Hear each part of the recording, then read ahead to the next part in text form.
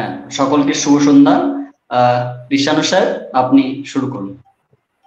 ওকে, ধন্যবাদ।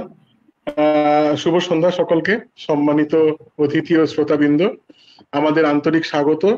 আর সবাইকে শুভেচ্ছা জানাচ্ছি যে আমরা আলোচনা শুরু করতে চলেছি ভারতের বাজেট 2024 বিষয়ক এই ওয়েবিনারে, এবং এতে রাষ্ট্রীয় বিজ্ঞান চর্চা কেন্দ্রের উদ্যোগে এবং দুর্গাপুর মহিলা মহাবিদ্যালয়, আইকিউএসি এবং বাণিজ্য বিভাগ এবং রাষ্ট্রীয় অর্থনীতি বিভাগের একটি সম্মিলিত প্রচেষ্টায় এই অনুষ্ঠান আজকে আমাদের করা হচ্ছে। আমাদের এই মহতী উদ্যোগে সভাপতিত্ব করছেন professor Sanjay Banerjee, professor in finance, university of Nottingham, ইংল্যান্ডের। এবং আমাদের প্রধান অতিথি হিসাবে উপস্থিত রয়েছেন প্রফেসর অচিন চক্রবর্তী মহাশয়, অর্থনীতি professor, institute of development studies, Kolkata.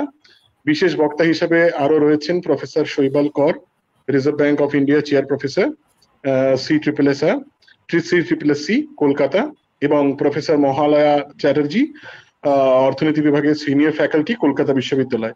আজকের এই সন্ধ্যায় আমরা ভারতের বাজেট 2024 নিয়ে বিস্তারিত আলোচনা করব এবং বিশ্লেষণ করব, যা আমাদের ভবিষ্যতে অর্থনৈতিক গতিপথ নির্ধারণে গুরুত্বপূর্ণ ভূমিকা পালন করবে। এবং এরপরে আমি প্রফেসর সঞ্জয় ব্যানার্জি স্যারকে অনুরোধ করছি যে আপনি সভাপতিত্ব করবেন এবং এরপরে আপনি এই আমাদের আলোচনা সভাকে এগিয়ে নিয়ে চলবেন। Over to Sanjay Banerjee sir. আচ্ছা আচ্ছা, থ্যাংক ইউ কৃষ্ণ এরকম একটা উদ্যোগের জন্য। এবং এর আগেও আমি অংশগ্রহণ করেছি রাষ্ট্রবিজ্ঞান সংস্থার সঙ্গে, এবং এদের অনুষ্ঠানে আমি শুনেছি খুব মনোজ্ঞ অনুষ্ঠান হয়, অর্থাৎ অনেক রেলেভেন্ট ব্যাপার নিয়ে, যেটা সমাজ, অর্থনীতি, রাষ্ট্রনীতি, রাজনীতির সঙ্গে অঙ্গাঙ্গিভাবে জড়িত। তো সেরকমই আজকের একটা সন্ধ্যা। না, এখন সাধারণত বাজেট তো আমরা সবাই জানি যে জমা আর খরচা। এখন সেটা শুধু জমা খরচা, তার মধ্যে যেমনি একটা অ্যাকাউন্টিং ব্যাপার আছে, তেমনি একটা প্ল্যানিং এর ব্যাপার আছে। এবং ভারতবর্ষের মতন দেশে, যেখানে এখনো রাষ্ট্রীয় উদ্যোগ খুব একটা অল্প নয় এবং বহু মানুষ এই বাজেটের উপরে নির্ভরশীল, তা সেখানে অনেক সময় বাজেট বলে, অন্তত বলে কিনা জানি না, সেটাই আমরা আজকে শুনবো। সেটা হচ্ছে যে একটা সরকারি নীতি, তাদের সমাজনীতি, তাদের অর্থনীতি এবং তাদের রাজনীতির চিন্তা একটা সংমিশ্রণ। তা আমি প্রথমে অনুরোধ করব প্রফেসর অচিন চক্রবর্তীকে এই বাজেটের ব্যাপারে উনি যদি কিছু আলোকপাত করেন, কি কি আমাদের জানা উচিত বা কি কি ভাবা উচিত, কোন দিকে আপনি নিয়ে যেতে চান। অচিন, অনেক ধন্যবাদ সঞ্জয় দা। প্রফেসর সঞ্জয় ব্যানার্জি আমাদের খুবই ঘনিষ্ঠ মানুষ, এবং আমি খুবই আনন্দিত যে সঞ্জয় দা আজকে এখানে উপস্থিত হতে পেরেছেন। আর আমি প্রথমেই ধন্যবাদ জানাই রাষ্ট্রবিজ্ঞান চর্চা কেন্দ্রকে এই আমন্ত্রণের জন্য। বাজেট তো বেশ কদিন হয়ে গেল বাজেট হয়েছে, এবং তারপরে যা হয় আর কি, যে আমাদের মতো শ্রেণীতে বাজেট আলোচনাটা একটা ওই যাকে বলে সারপ্লাস আর কি, মানে প্রায় প্রতিদিনই যে কোনো কাগজ খুললেই প্রচুর বাজেট আলোচনা দেখা যায় এবং প্রচুর পোস্ট এডিট লেখা ইত্যাদি। তো বাজেটের ঠিক পরদিনই আমি একটি লেখা লিখেছিলাম, মানে বাজেটের দিন ওই যেটুকু যা বুঝেছিলাম তার ভিত্তিতেই তার পরদিন একটি লেখা লিখেছিলাম। সেখান থেকে দু একটা কথা প্রথমে বলি, যে সেখানে কয়েকটি বিষয় আমি একটু আলোকপাত করার চেষ্টা করেছিলাম। কারণ যেটা বাজেটের দিন যে আমরা সরাসরি যে আলোচনা দেখতে পাই, সেখানে সেই বিষয়গুলো খুব উঠে আসতে পারে না, কারণ কেউই খুব খতিয়ে দেখার সময় পান না বাজেটটা সেই দিনই। যার ফলে হয় কি, যে অর্থমন্ত্রী, মাননীয় অর্থমন্ত্রী বক্তৃতার উপর ভিত্তি করেই সবাই তার উপর মন্তব্য করেন। তো সেইটা নিয়ে আমার একটা বক্তব্য ছিল যে আসলে অর্থমন্ত্রীর বক্তৃতায় যেটা থাকে তার অন্তত আমি বলবো 80% হচ্ছে কিছু কিছু প্রকল্পের ঘোষণা। এই প্রকল্পের ঘোষণা এইটা কিন্তু বাজেটের অবশ্যই মূল চরিত্র নয়, কারণ বাজেট মানে যেটা সঞ্জয় দা ইতিমধ্যেই বলেছেন শুরুতে, যে বাজেট হচ্ছে একটা আয় এবং ব্যয়ের আগামী বছরে কি হতে চলেছে তার একটা অনুমান ভিত্তিক একটা হিসেব, এবং আগামী এক বছর আর্থিক বছরে কতটা আয় হবে, কতটা ব্যয়, সেই মতো কতটা ব্যয় হবে। এক্ষেত্রে সেইটা জানতে গেলে সেটা কিন্তু অর্থমন্ত্রীর বক্তৃতায় পাওয়া যায় না, সেটা যেটা পাওয়া যায় সেটা জানতে গেলে বাজেট অ্যাট এ গ্ল্যান্স বলে একটা ছোট্ট নোট একটা সেটা অর্থমন্ত্রক থেকে সেটা তুলে দেওয়া হয় সেই দিনই, এবং সেটা ওয়েবসাইট থেকে পাওয়া যায়। তো সেখানে যদি আমরা চোখ রাখি তাহলে দেখব যে সেখানে শুধু সংখ্যা অবশ্যই, এবং যেটা থাকে সেটা হচ্ছে যে বছরে হচ্ছে বাজেটটা, অর্থাৎ বাজেটারি এস্টিমেট বলে বিই বলে যেটা থাকে, তার সঙ্গে তার আগের বছরের একটা আরই বলে একটা জিনিস থাকে যেটাকে বলে রিভাইজড এস্টিমেট, আর যদি সম্ভব হয় অ্যাকচুয়ালটাও থাকে তার সেই বছরের, তার আগের বছরের অ্যাকচুয়ালটা। তো মোটামুটি ভাবে এইভাবে থাকে, আগের বছরের অ্যাকচুয়াল, তার পরেরটা রিভাইজড এস্টিমেট, এবং এবছরের বি বাজেটারি এস্টিমেট। তো এইগুলো থেকে একটা ছবি উঠে আসে, যে ছবিটা কিন্তু তাৎক্ষণিকভাবে আমরা খুব একটা আলোচনায় দেখতে পাই না। তো এবারের বাজেটে আমি ওই প্রথমেই যেটুকু ওখানে সংখ্যাগুলো দেখে যেটা আমার মনে হয়েছিল সেটা হচ্ছে, আমি খুব কতগুলো মোটা দাগের কয়েকটা কথা বলবো, কারণ ওইসব সংখ্যার মধ্যে ঢোকা এখানে কোনো প্রয়োজনও নেই। সেটা হচ্ছে যে প্রতিবারই বাজেটে একটা জিনিস দেখা যায়, সেটা হচ্ছে তার আগের বছরে যেটা বাজেটারি এস্টিমেট ছিল বাজেট বিই, তারপরে যেটা রিভাইজড এস্টিমেট হয় আর এর মধ্যে একটা পার্থক্য হয়ে যায়, কখনো সেটা বি থেকে বেশি হয়, কখনো বি থেকে কম হয়। এবারে কথা হচ্ছে যে এবারেও তাই হয়েছে, কিছু ক্ষেত্রে বি থেকে বেশি হয়েছে, কিছু ক্ষেত্রে বি থেকে কম হয়েছে। এবার প্রশ্ন হচ্ছে যে আমি যদি এই সবগুলোকে যদি যোগ করি তাহলে দেখব যে সামগ্রিকভাবে গত বছরের তুলনায় এবছরে বাজেটের মোট খরচ যেটা হবে ধরা হয়েছে সেটা 7% বেশি। এই 7% মানে হচ্ছে এটাকে, যেটাকে আমরা বলি নমিনাল টার্মসে, রিয়েল নয়, প্রকৃত নয়, অর্থাৎ সেখানে মূল্যস্ফীতিটাকে এখানে ধরে নেওয়া হয়নি। এবার যদি আমি মূল্যস্ফীতিটাকেও ধরে নিই তাহলে ওটা কিন্তু খুবই সামান্য হচ্ছে। মূল্যস্ফীতি যদি আমাদের 5-6, পাইকারি মূল্যস্ফীতি যদি বলি 5-6 কাছাকাছি, তাহলে 7% মোট খরচ, মোট ব্যয় বাড়ানোটা খুবই সামান্য।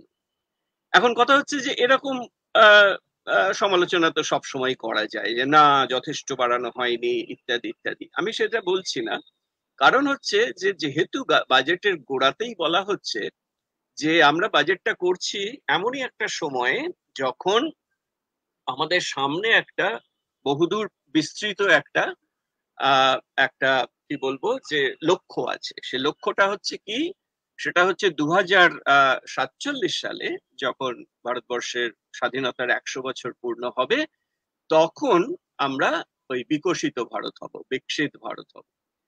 তো বিকশিত ভারত হতে গেলে যেরকম আমাদের ধারণা, বিকশিত ভারতে অর্থাৎ উন্নত দেশগুলোর সঙ্গে প্রায় কাছাকাছি ওইরকম একটা জায়গায় যদি যেতে হয়, যদিও 47 বহু দূরের ব্যাপার, কিন্তু এটাও ভাবতে হবে যে সেই 47-এ পৌঁছতে গেলে কিন্তু প্রতি বছর কিন্তু সরকারি ব্যয় বাড়িয়ে যেতে হবে। কেন না, আজ পর্যন্ত কোনো উন্নত দেশ নেই যারা কিন্তু 15%-এর নিচে, জিডিপির 15% নিচে ব্যয় করে, প্রতি বছর সরকারি ব্যয় করে ওই রকম লক্ষ্যে পৌঁছতে পেরেছে, এরকম কোনো দেশ নেই। অর্থাৎ আমি যদি এখন বিভিন্ন দেশ দেখি যে সরকারি ব্যয় জিডিপির কত শতাংশ মোট জাতীয় উৎপাদনের কত শতাংশ সরকারি ব্যয় যদি দেখি, তাহলে ভারতবর্ষে এটা 15%-এর কম।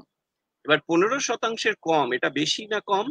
এটা যথেষ্ট কম, কারণ হচ্ছে যে আমি যদি চীন দেখি এটা 30 থেকে 32 এইরকম সব, এবং বিভিন্ন দেশে ওটা 20-র ওপর, 20 এবং 30-এর ওপরেও কয়েকটা দেশে আছে। সুতরাং প্রথম কথা যেটা, সেটা হচ্ছে যে বিকশিত ভারত করতে গেলে কিন্তু প্রতি বছর ব্যয় কিন্তু কিছু কিছু করে বাড়িয়ে যেতে হবে। সুতরাং এইভাবে যদি লক্ষ্যের সাপেক্ষে আমি যদি এবছরের বাজেটটা দেখি, তাহলে দেখবো যে এবছরটাও আমরা অতটা করতে পারলাম না। অতটা কেন, প্রায় কিছুই বাড়াতে পারলাম না, কারণ প্রকৃত অর্থে বেড়েছে কিন্তু প্রকৃত মূল্যে বেড়েছে খুবই সামান্য, 1% বা 2%। এটা হচ্ছে প্রথম কথা। তাহলে আমি প্রথম কথা যেটা বলতে চাইছি সেটা হচ্ছে যে বাজেটটা কিন্তু শুধুই আয় বুঝে ব্যয় করা নয়। বাজেটের আরেকটা লক্ষ্য হচ্ছে যে সরকারি ব্যয় বাড়িয়ে যে আমাদের যাকে বলি ম্যাক্রো ইকোনমিক যেসব ফলাফল আমরা পেতে চাই, পরিণতি পেতে চাই, সেইগুলোর জন্য কিন্তু সরকারি ব্যয় বাড়াতে হয়। এবং এটা আমাদের খুব বেসিক আর কি ইকোনমিক্স এর লজিক। সেটা হচ্ছে সরকারি ব্যয় বাড়ালে তার একটা অবশ্যই তার একটা প্রভাব আছে জাতীয় আয়ের ওপর। সুতরাং জাতীয় আয় বাড়াতে গেলে সরকারি ব্যয় বাড়াতে হয়, বিশেষভাবে বাড়াতে হয়। কেন না, কারণ হচ্ছে যে ইদানিংকালে গত কয়েক বছর ধরে আমরা জানি যে সর্বস্তরেই কিন্তু, এমনকি চেম্বার অফ কমার্সও কিন্তু বলছে যে আমাদের একটা চাহিদাজনিত সমস্যা আছে। অর্থাৎ ভারতবর্ষে একটা চাহিদাজনিত সমস্যা আছে। তার কারণ হচ্ছে এক শ্রেণীর যেখানে আয় অনেকটাই বেড়েছে, আর একটা শ্রেণীর আয় কিন্তু সেভাবে বাড়েনি। যেটা ওই কোভিড এর পরবর্তীকালে আমরা বলে থাকি ওটা ওই কে টাইপ রিকভারি। এটা ভি টাইপ রিকভারি হয়নি, কে টাইপ রিকভারি হয়েছে। সেটা এখন অনেক বিশ্লেষক, অনেক অর্থনীতিবিদই সেইভাবে বলে থাকেন যে কে টাইপ রিকভারি। তার মানে হচ্ছে যে একটা অংশ উপর দিকে উঠছে আর একটা অংশ নিচের দিকে যদি নাও নামে তাই একই রকম আছে। এই যে একটা বড় শ্রেণীর একটা আয়ে প্রায় স্ট্যাগনেটেড হয়ে গেছে, প্রায় স্থবির হয়ে গেছে, এইটা একটা দুশ্চিন্তার বিষয়। এবং এটার একটা যাকে আমরা বলি ম্যাক্রো ইকোনমিক ইমপ্লিকেশন সেটা রয়েছে, এবং চাহিদাজনিত একটা সমস্যা আছে। তাহলে এর উপায় কি? সেখানে এটা বলতেই হয় যে আমরা জাতীয় আয়ের শতাংশ হিসেবে খুব বেশি ব্যয় আমরা করতে পারি না। কেন পারি না? না আমাদের আয় কম বলে। তাহলে একদিকে জাতীয় আমাদের সরকারি ব্যয় বাড়িয়ে তোলাটা যেমন প্রয়োজন, এবার কথা হচ্ছে টাকাটা আসবে কোথা থেকে। তাহলে টাকাটা আসতে গেলে আমাকে তাহলে আয়ের দিকেও দেখতে হবে।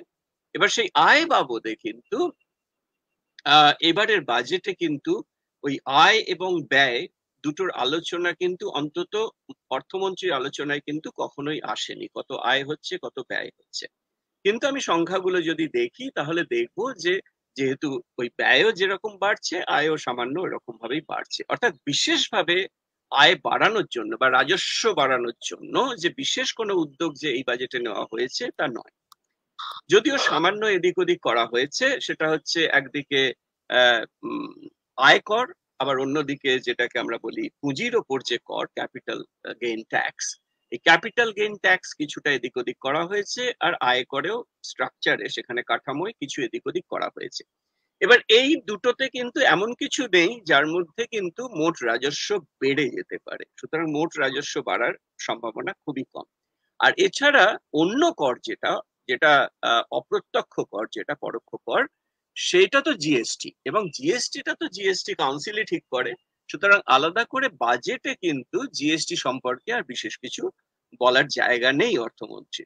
তাহলে যেটা হচ্ছে যে রাজস্ব সম্পর্কে যদি ভাবনা চিন্তা বলি, যে রাজস্ব বাড়িয়ে ব্যয় বাড়ানোর যে প্রচেষ্টা, সেটা কিন্তু এই বাজেটে অন্তত দেখা যাচ্ছে না। এটাই হচ্ছে আমার সামগ্রিক বক্তব্য। তার সঙ্গে দু একটা ছোট কথা বলি, সেটা হচ্ছে যে রাজস্বের দিকে যদি দেখি, কিছুদিন আগে আপনারা অনেকেই হয়তো খবরের কাগজে দেখে থাকবেন যে রিজার্ভ ব্যাংক অফ ইন্ডিয়া তার যে মুনাফা, সেই মুনাফার একটা বিরাট অংশ কিন্তু সরকারের তহবিলে গেছে, এবছরই গেছে। সুতরাং রাজস্বের দিক থেকে খুব বড় রকমের যে ঘাটতির সম্ভাবনা তা তো নেই, বরং অতিরিক্ত 2 লক্ষ 11,000 কোটি, 2.11 লাখ ক্রোর, সেইটা কিন্তু রিজার্ভ ব্যাংক থেকে রিজার্ভ ব্যাংকের মুনাফা থেকে ওটা সরকারের তহবিলে গেছে। এবং এটার মধ্যে কিন্তু মানে রিজার্ভ ব্যাংকের মুনাফা থেকে সরকারি তহবিলে যাওয়াটা নিয়ে যদিও অনেকে খুব সেটার একটা সমালোচনা করেছেন এর আগে, কিন্তু আমি ওটার মধ্যে খুব ডিস্টার্বিং কিছু দেখি না। কারণ হচ্ছে যে রিজার্ভ ব্যাংকের তো মুনাফা হয় এবং সে মুনাফাটা তো ব্যবহার করতে হবে কোথাও না কোথাও, ওটা তো শুধুমাত্র জমে যেতে পারে না।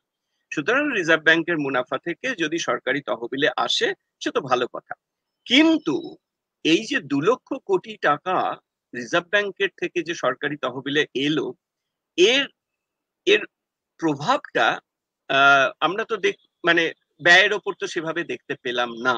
তাহলে এই যে অতিরিক্ত রাজস্বটা এলো, সেটা তো ব্যয়ের ওপর তার একটা প্রতিফলন দেখা উচিত ছিল আমাদের, যে ব্যয়টাও সেইভাবে বাড়বে। কিন্তু ব্যয়টা আমি আগেই বলেছি যে 7% মাত্র বেড়েছে, এবং সেটাও কিন্তু মূল্যস্ফীতিটাকে না ধরে, যদি মূল্যস্ফীতি ধরে যদি দেখি তাহলে এটা 1% বা 2% বেশি হবে না। তাহলে যেটা দাঁড়াচ্ছে সেটা হচ্ছে যে এই বাজেট থেকে আমরা কিন্তু সরাসরি রাজস্বের দিকে কি হচ্ছে এবং ব্যয়ের দিকে কি হচ্ছে এই নিয়ে কিন্তু একটা যাকে বলে সম্পূর্ণ চিত্র কিন্তু পাচ্ছি না সেইভাবে। এরকম একটা সম্পূর্ণ চিত্রর বোধহয় দরকার ছিল, যেটা অর্থমন্ত্রীর বক্তৃতায় তো ছিল না, কিন্তু পরবর্তীকালে সরকারের দিক থেকে আরেকটু ব্যাখ্যা করার দরকার ছিল, যে বাজেটের এই এই আয় এবং ব্যয়ের দিকটা আরেকটু স্পষ্ট করে বলার দরকার ছিল, যেটা আমরা শুনিনি আর কি, সেটা আর এর বেশি আর স্পষ্ট করা হয়নি। শেষে আমি শেষ করবো এবার, শেষ কথাটা বলি, এটা তো হলো যে সামগ্রিকভাবে একটা যেটাকে বলা হয় ম্যাক্রো দিক আর কি। এছাড়া কি আছে বাজেটে? এছাড়া আরেকটা দিক আছে, শুধু সেইটুকুই বলবো। এরপরে মহালয়া আছে, শৈবাল আছে, ওদের নিশ্চয়ই অনেক কথা বলার থাকবে। তো এছাড়া যেটা বলবো যে সব থেকে গুরুত্বপূর্ণ বাজেটের আগে যে কথা নিয়ে সবাই কথা চালাচালি করেছে সেটা হচ্ছে বেকারত্ব। তাহলে এই কর্মহীনতা সেইটা একটা বড় সমস্যা হিসেবে কিন্তু বারবার আলোচিত হয়েছে, সেটা সংবাদ মাধ্যমে খুবই আলোচিত হয়েছে। এবারে তখন সবাই মনে করছিলেন যে এই বাজেটে বোধহয় ওই কর্মসংস্থান নিয়ে কিছু কথা থাকবে, কিছু হয়তো ব্যবস্থা থাকবে। কিন্তু এটা মনে রাখতে হবে বাজেটেরও একটা একটা সীমা আছে, মানে বাজেট কখনো কর্মসংস্থানের উপায় করে দিতে পারে না একটা বাজেট। কিন্তু বাজেট যেটা করতে পারে সেটা হচ্ছে যে কর্মসংস্থান যে একটা সমস্যা এবং সেই সমস্যার একটা একটু দীর্ঘকালীন একটা কিছু পরিকল্পনা মাথায় আছে সরকারের, সেইটা অন্তত বুঝিয়ে দিতে পারতেন অর্থমন্ত্রী, কিন্তু সেটা হয়নি। তার বদলে কি হয়েছে? তার বদলে যেটা হয়েছে যে কয়েকটি প্রকল্পে কিছু কিছু সংস্থান রাখা হয়েছে এবং সেই প্রকল্পগুলো জাস্ট ঘোষণার আকারে। সেখানে বলা হয়েছে যে মোটামুটি 2 লক্ষ কোটি টাকা এগুলোতে খরচ হবে, 4টে বা 5টা প্রকল্প। সেগুলো কি ধরনের? সেগুলো মূলত যারা নিয়োগকারী, মানে অসরকারি নিয়োগকারী, তাদেরকে কিছুটা ওই যাকে বলে ইনসেনটিভ প্রণোদনার জন্য এইরকম কিছু ব্যবস্থা রাখা হয়েছে। যেমন ওই ইন্টার্নশিপের একটা ব্যাপার আছে, প্রথম চাকরিতে ঢুকলে তার প্রথম মাসে তাকে কিছু টাকা দেওয়া হবে, ইত্যাদি ইত্যাদি। তো এগুলো সব আমরা যেটাকে বলে থাকি যে যোগানের দিক থেকে এক রকমের ব্যবস্থা, অর্থাৎ সেখানে যেহেতু যারা নিয়োগকারী তারা কেবলই তারা অভিযোগ করে যাচ্ছেন যে তাদের খরচ বেড়ে যাচ্ছে এবং খরচ কমানোর জন্য তারা কর্মী সংকোচন করছেন। ফলে কর্মী সংকোচন যাতে না হয় সেই জন্য তাদেরকে কিছুটা যাকে বলা হয় যে কিছু ভর্তুকি দেওয়া, অর্থাৎ এখানে এমপ্লয়ারদের কিছু ভর্তুকি দেওয়ার ব্যবস্থা করা হয়েছে যদি তারা নিয়োগ করে। এবার প্রশ্ন হচ্ছে যে তার ফলে কি তারা নিয়োগ করবে? কারণ নিয়োগ কতজনকে করতে হবে সেটা কিন্তু আরো অনেক কিছু বিষয়ের উপর নির্ভর করে। এটা শুধুমাত্র আমি কিছু ভর্তুকি দিয়ে দিলাম, মাসের প্রথম মাইনেটা দিয়ে দিলাম, তার ফলে বেশি বেশি নিয়োগ করা হবে, এই ভাবাটা কিন্তু হাস্যকর। এটা কিন্তু একেবারেই হয় না। অর্থাৎ যে কটা স্কিম আছে বলা হয়েছে সবকটাই কিন্তু এই ধরনের যাকে বলে incentive, which are not good enough incentive for creating more jobs. এটাই হচ্ছে আমার বক্তব্য, যে অর্থাৎ জব ক্রিয়েশনের জন্য যে ধরনের ইনসেন্টিভ, মানে এটা অর্থনীতিবিদদের কাছেও খুব পরিষ্কার নয় যে সত্যি চাকরি তৈরি করতে গেলে কি করা উচিত, কিন্তু নানা মুনির নানা মত, অনেক রকমের মত আছে। কিন্তু এইটুকু বোঝা যাচ্ছে যে একটা আয় বন্টনের প্রয়োজন আছে, এবং সেই আয় বন্টনটা শুধুমাত্র আমাদের যাকে বলে ওয়েলফেয়ার স্কিম তা দিয়ে সম্ভব নয়। সেক্ষেত্রে কিন্তু একটা ওই কর্মমুখী একটা উন্নয়নের প্রকল্প থাকতেই হবে। সুতরাং এই এই যে অর্থাৎ চাকরি নয়, কাজ, কাজ যেখান থেকে রোজগার আসবে, এই চাকরি নয় কাজ। কারণ চাকরি সৃষ্টি সম্ভব নয় সরকারের পক্ষে, কিন্তু কাজ অনেক রকমের হতে পারে যে কাজ থেকে আয় হবে। কিন্তু এই যে কাজ থেকে আয় হবে, বোঝাই যাচ্ছে যে কাজ থেকে আয় খুব হচ্ছে না বলেই সরকার এই ভর্তুকিটা দিতে চাইছে। কারণ কাজ থেকে কর্মীরা কিন্তু যথেষ্ট বা শ্রমিকরা যথেষ্ট আয় করতে পারছেন না, এবং সেই জন্যই এই ভর্তুকিটার প্রয়োজন হচ্ছে। তো যাই হোক, তো মানে তাহলে দুটো জিনিস আমি এবার শেষ করব। সেটা হচ্ছে, এক হচ্ছে যে চাকরির মানে কাজের অভাব, এবং কাজের অভাবকে লক্ষ্যে রেখে যদি কিছু প্রকল্প করা হয়, যেটা দ্বিবিধ তার একটা পরিণতি আছে, তার প্রভাব আছে। এক, সেটা হচ্ছে মানুষের হাতে কিছু টাকা আসবে, এবং যার ফলে কিন্তু চাহিদার দিকে কিছুটা তাহলে আমরা কিছুটা সেখানেও কিছুটা প্রভাব দেখতে পারবো, যার ফলে কিন্তু পরবর্তীকালে যে ওই বিনিয়োগ এবং এবং এবং বৃদ্ধির ব্যাপারটা কিছুটা হয়তো সুরাহা হবে। কিন্তু বৃদ্ধির হার কিন্তু 6 থেকে 7%, ওটা নিয়ে প্রশ্ন নেই। যদি আমি বাজেট ঘাটতি বলি, ঘাটতি কিন্তু বেড়ে যায়নি, কমছে, প্রতি বছর একটু একটু করে কমছে, কিন্তু এখনো ঘাটতি প্রায় 5% কাছাকাছি, 4.8 বলা হয়েছে, এবারে 4.7। তো ঘাটতি একটু একটু করে কমছে, 5-এর ওপরে ছিল, এবার 5-এর নিচে হয়তো হবে। ওই দিক থেকে উদ্বেগ হয়তো নেই, কিন্তু উদ্বেগটা অন্য জায়গায়, যেটা আমি এতক্ষণ ধরে বললাম। উদ্বেগটা হচ্ছে যে যে কোনো উপায়ে একদিকে রাজস্ব, একদিকে সরকারি ব্যয়, দুটোকেই বাড়িয়ে তোলার যে চেষ্টাটা, সেই চেষ্টাটা কিন্তু আরো বেশি করে করার দরকার আছে, যেটা এই বাজেটে অন্তত সেই সম্ভাবনাটা দেখছি না। অনেক ধন্যবাদ, আমি এখানেই শেষ করছি। থ্যাংক ইউ অচিন।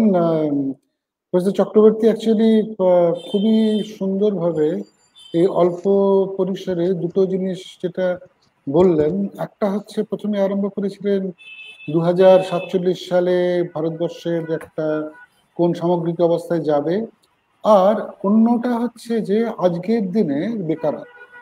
অর্থাৎ তার মানে আমি একটুখানি যদি অন্যভাবে পুট করি জিনিসটাকে, এবং সেটা আমি অধ্যাপক চট্টোপাধ্যায় এবং অধ্যাপক পরের কাছে আমি নিয়ে যাব, সেটা হচ্ছে যে তার মানে যে কোনো সরকারের একটা দীর্ঘমেয়াদী পরিকল্পনা থাকে তার আয় ব্যয়, আর আরেকটা মধ্যবর্তী, মানে যেমন ইয়ার টু ইয়ার আমি বলবো, সেটা হচ্ছে যে এখানে আনএমপ্লয়মেন্ট অর্থাৎ বেকারি সমস্যা, তারপরে খাদ্যের সমস্যা, স্বাস্থ্যের সমস্যা, হ্যাঁ, সেইখানে জোর দেওয়া।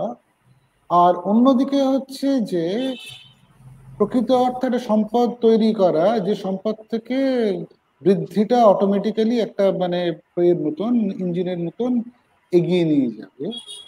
তা সেই সম্পর্কে করতে গেলে একটা বাজেট তার মানে শুধু এবছরের জন্যও নয়, একটা লং টার্ম এবং শর্ট টার্মের মধ্যে একটা ব্যালেন্স করা দরকার। অর্থাৎ এমপ্লয়মেন্ট, বেকারি, স্বাস্থ্য ইত্যাদি একটা, আর আরেকটা হচ্ছে যে এটাকে মানে আরো নতুন নতুন আরো অনেক ইন্ডাস্ট্রি, নতুন নতুন তার এখন হয়তো এখানে আমি এসে জানি না যে ইনফ্রাস্ট্রাকচার, ফর এক্সাম্পল, ইনফ্রাস্ট্রাকচার বাংলাটা কি হবে আমি ঠিক বলতে পারছি না। ইনফ্রাস্ট্রাকচার মানে পরিকাঠামো। পরিকাঠামো, হ্যাঁ পরিকাঠামো।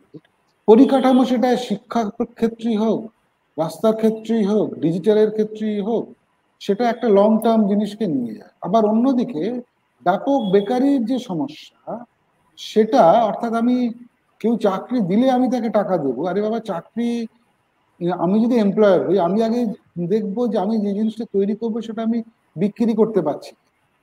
এবারে বিক্রি করতে পারবো কি পারবো না, সেটা তো কিছুটা তো মানে কেন্দ্রীয় অর্থনীতি, অর্থাৎ মানুষের কাছে পার্চেজিং পাওয়ার, ক্রয় ক্ষমতা কতটা আছে, কি বৃত্তান্ত। অর্থাৎ যে প্রশ্নটা আমি প্রথমে অধ্যাপিকা চট্টোপাধ্যায়কে বলছি এবং তারপরে অধ্যাপক করও। তো এই শর্ট টার্ম এবং লং টার্ম, এই যেটা অচিন চক্রবর্তী মানে বক্তৃতার মধ্যে অন্তর্নিহিত ছিল, সেটা উপরে কি সরকারের কি কোনো দায়, বা সেটার উপরে সরকারের কি কোনো ভূমিকা বা কোনো একটা দৃষ্টিকোণ আছে? এটা মানে অধ্যাপক চট্টোপাধ্যায় এবং অধ্যাপক কর কি মনে করেন আপনারা? মানে আমি আবার এটা বলছি যে নট নেসেসারিলি যে এটা কি এক্স্যাক্টলি বলতে হবে, আপনারা যেভাবে দেখছেন সেভাবে দেখুন। এই দুটো পয়েন্টকে যদি অ্যাড্রেস করেন তাহলে জিনিসটাকে কানেক্ট করতে পারেন। মহলা, মানে যখন শর্ট টার্ম লং টার্মের কথাই এলো, তখন আমি বলছি যে একটা বছর তো একটাই বছর, বাজেট তো একটা বছরের জন্যই হয়, তো সেজন্য বাজেট থেকে তো ঠিক আমি লং টার্মটা বুঝতে পারি না। হ্যাঁ, একটা সময় যখন আমাদের একটা ব্যাক করার মতন একটা 5 ইয়ার প্ল্যান ছিল, তখন আমি বাজেটটা দেখে বুঝতে পারতাম যে সে 5 ইয়ার প্ল্যানের পরিপ্রেক্ষিতে বাজেটটাকে আমি দেখতাম।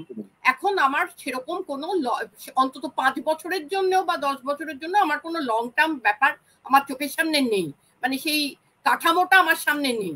হ্যাঁ, এখন প্রতি বছর দেখছি, বিশেষ করে এখন যিনি অর্থমন্ত্রী, তিনি যবে থেকে অর্থমন্ত্রী হয়েছেন, তিনি প্রতিবার বাজেটে প্রায়োরিটিস বলে কিছু ঘোষণা করেন।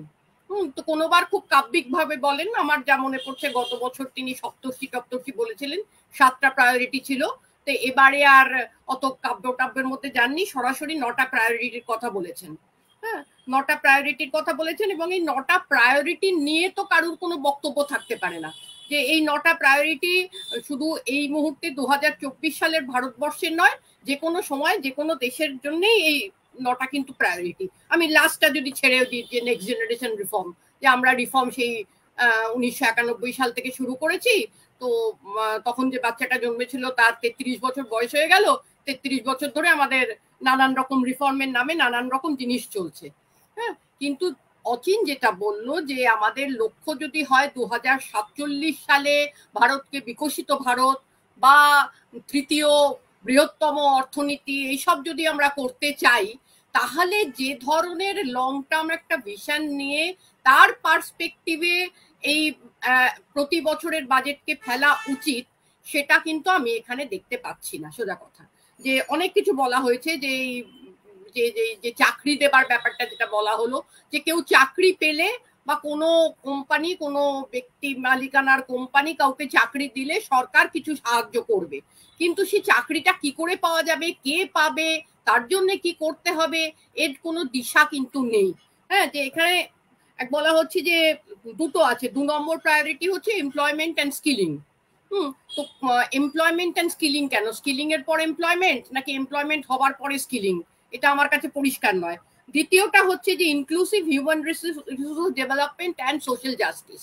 হ্যাঁ, কিন্তু আমরা আসলে কি দেখতে পাচ্ছি যে হিউম্যান রিসোর্স ডেভেলপমেন্টের একটা বড়, মানে তলার দিকের কথা তো বাদই দিলাম, যে সেখানে মিড ডে মিলে কমছে, তাই নিয়ে প্রতিদিন কথা হচ্ছে যে এই টাকায় কি খাবার পাওয়া যায়, সেখান থেকে শুরু করে উচ্চশিক্ষা খাতে কি সাংঘাতিক কমিয়ে দেওয়া হলো, এবং করা হলো। এবং তার চাইতেও বড় কথা হচ্ছে, আমি যে কথায় কথায় স্কিলিং বলছি, আমার কাছে কিন্তু ঠিক সেরকম নেই, কোনো পরিষ্কার কি বলবো, যে হিউম্যান রিসোর্স নিয়ে, মানব সম্পদ নিয়ে কোনো পরিকল্পনা নেই যে আমার 2047-এ পৌঁছতে গেলে আমার দেশে কি কি ধরনের কাজ হবে, এবং তার জন্য আমার কি স্কিলিং দরকার, আমার ছাত্রটা কোথায় যাবে, কোন জায়গায় গেলে এই স্কিলিং, সে তার কি স্কিলিং সে করবে, এবং তার ফলে সে কোন জায়গায় চাকরি পাবে, এই পরিষ্কার পরিকল্পনাটা কিন্তু কোথাও নেই। যার জন্য যেটা দাঁড়াচ্ছে যে প্রায়োরিটির কথা বলা হচ্ছে, আমি যেটা বললাম যে এই প্রায়োরিটি গুলো কেউ অস্বীকার করবে না, কিন্তু সেই প্রায়োরিটি গুলোকে কি করে কাজে পরিণত করা হবে, একটা লং টার্ম পার্সপেক্টিভের পরিপ্রেক্ষিতে কি করে হবে, সেইটা কিন্তু আমি অন্তত বাজেট থেকে কোথাও দেখতে পাইনি।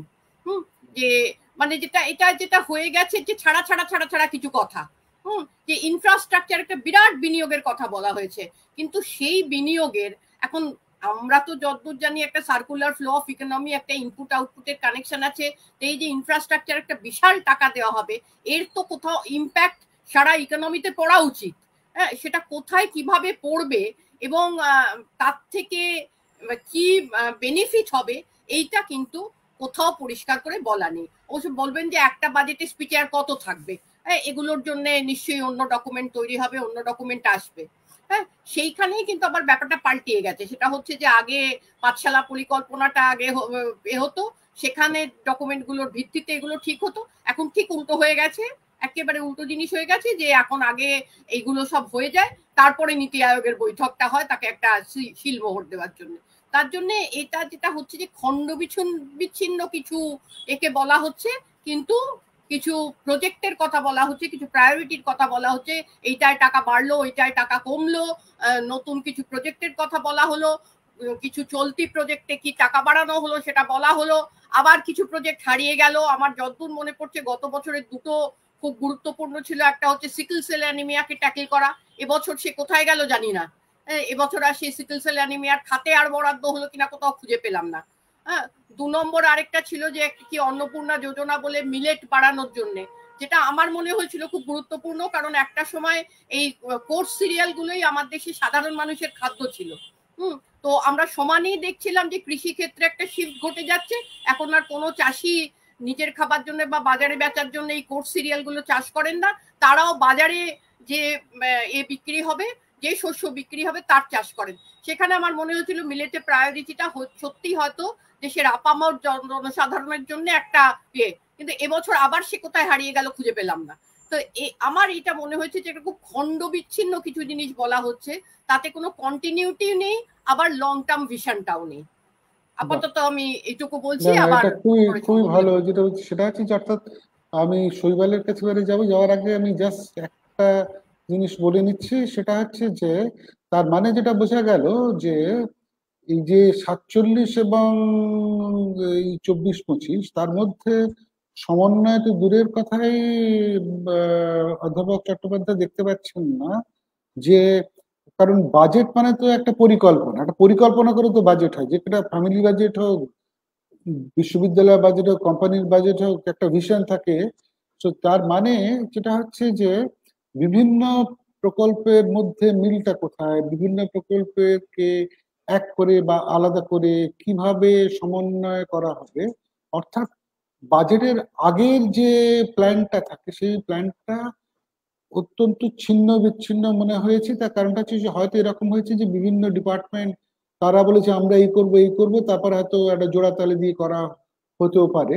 যাই হোক, তা এটা অ্যাকচুয়ালি একটা মানে গুরুত্বপূর্ণ পয়েন্ট, সেটা হচ্ছে যে মানে একটা সামগ্রিকতার বদলে এখানে একটা ছেঁড়া গোছের প্ল্যান, ছেঁড়া প্ল্যান, যার ফলে যেটা ঘনীভূত না, যেটা নিয়ে একটা দিকে করে এগোনো যাবে।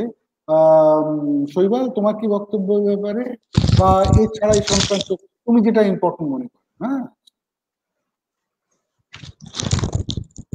হ্যাঁ, দুঃখিত, সরি। হ্যালো, হ্যাঁ শুনতে পাচ্ছি। হ্যাঁ সঞ্জয় দা, ধন্যবাদ, আপনি এটা পরিচালনা করছেন, শুভেচ্ছা আপনাকে। এবং অবশ্যই রাষ্ট্রবিজ্ঞান চর্চা কেন্দ্র যারা এই অনুষ্ঠানটি করছেন তাদের সাধুবাদ জানাই। এটি গুরুত্বপূর্ণ অনুষ্ঠান এই কারণেই যে বাজেটে এমন অলিখিত এবং অব্যক্ত এমন কিছু থাকে যেগুলো হয়তো পরে আলোচনা করলে এবং বোঝার একটা প্রচেষ্টা করে খানিকটা রাজনৈতিক প্রেক্ষাপটটাও পরিষ্কার হতে পারে। সেই ব্যাপারে অনেকে বলেছেন, আমি আপনার বক্তব্যের মানে অর্থাৎ নিয়ার টার্ম এবং লঙ্গার টার্মে কি ধরনের বাজেট হচ্ছে সে ব্যাপারে আলোচনা করব। তবে প্রাথমিকভাবে বলি, প্রথম কমেন্ট হিসেবে আমার মনে হয়েছে যে শুধু এবছরের নয়, এর আগেও যে বাজেট বক্তব্য পেশ করেছেন আমাদের মাননীয় অর্থমন্ত্রী, তিনি বরাবরই কিন্তু সামনের কথা বলেছেন, অর্থাৎ ভবিষ্যতে 2047 সালে ভারত কতটা বিকশিত হবে সেটা সে ব্যাপারে বলেছেন। এবং উনি কিন্তু মূলত বর্তমানকে খানিকটা ইগনোর করেছেন। আমার অনেকটাই মনে হয়েছে অনেক সময়তেই যে যা পরিকল্পনা হচ্ছে সেটা আগামী দিনের পরিকল্পনা, এবং এই মুহূর্তে মানুষ অনেক ধরনের কৃচ্ছ সাধন করতে বাধ্য হচ্ছেন ভবিষ্যতে বিরাট একটা কিছু পাওয়ার লক্ষ্যে। সেই বিরাট কি পাওয়া যাবে আমি জানি না, মানে সে দুগ্ধ ফেননিব অশ্বডিম্ব হতে পারে, অথবা অথবা সত্যি বিরাট কিছু প্রাপ্ত হতে পারে।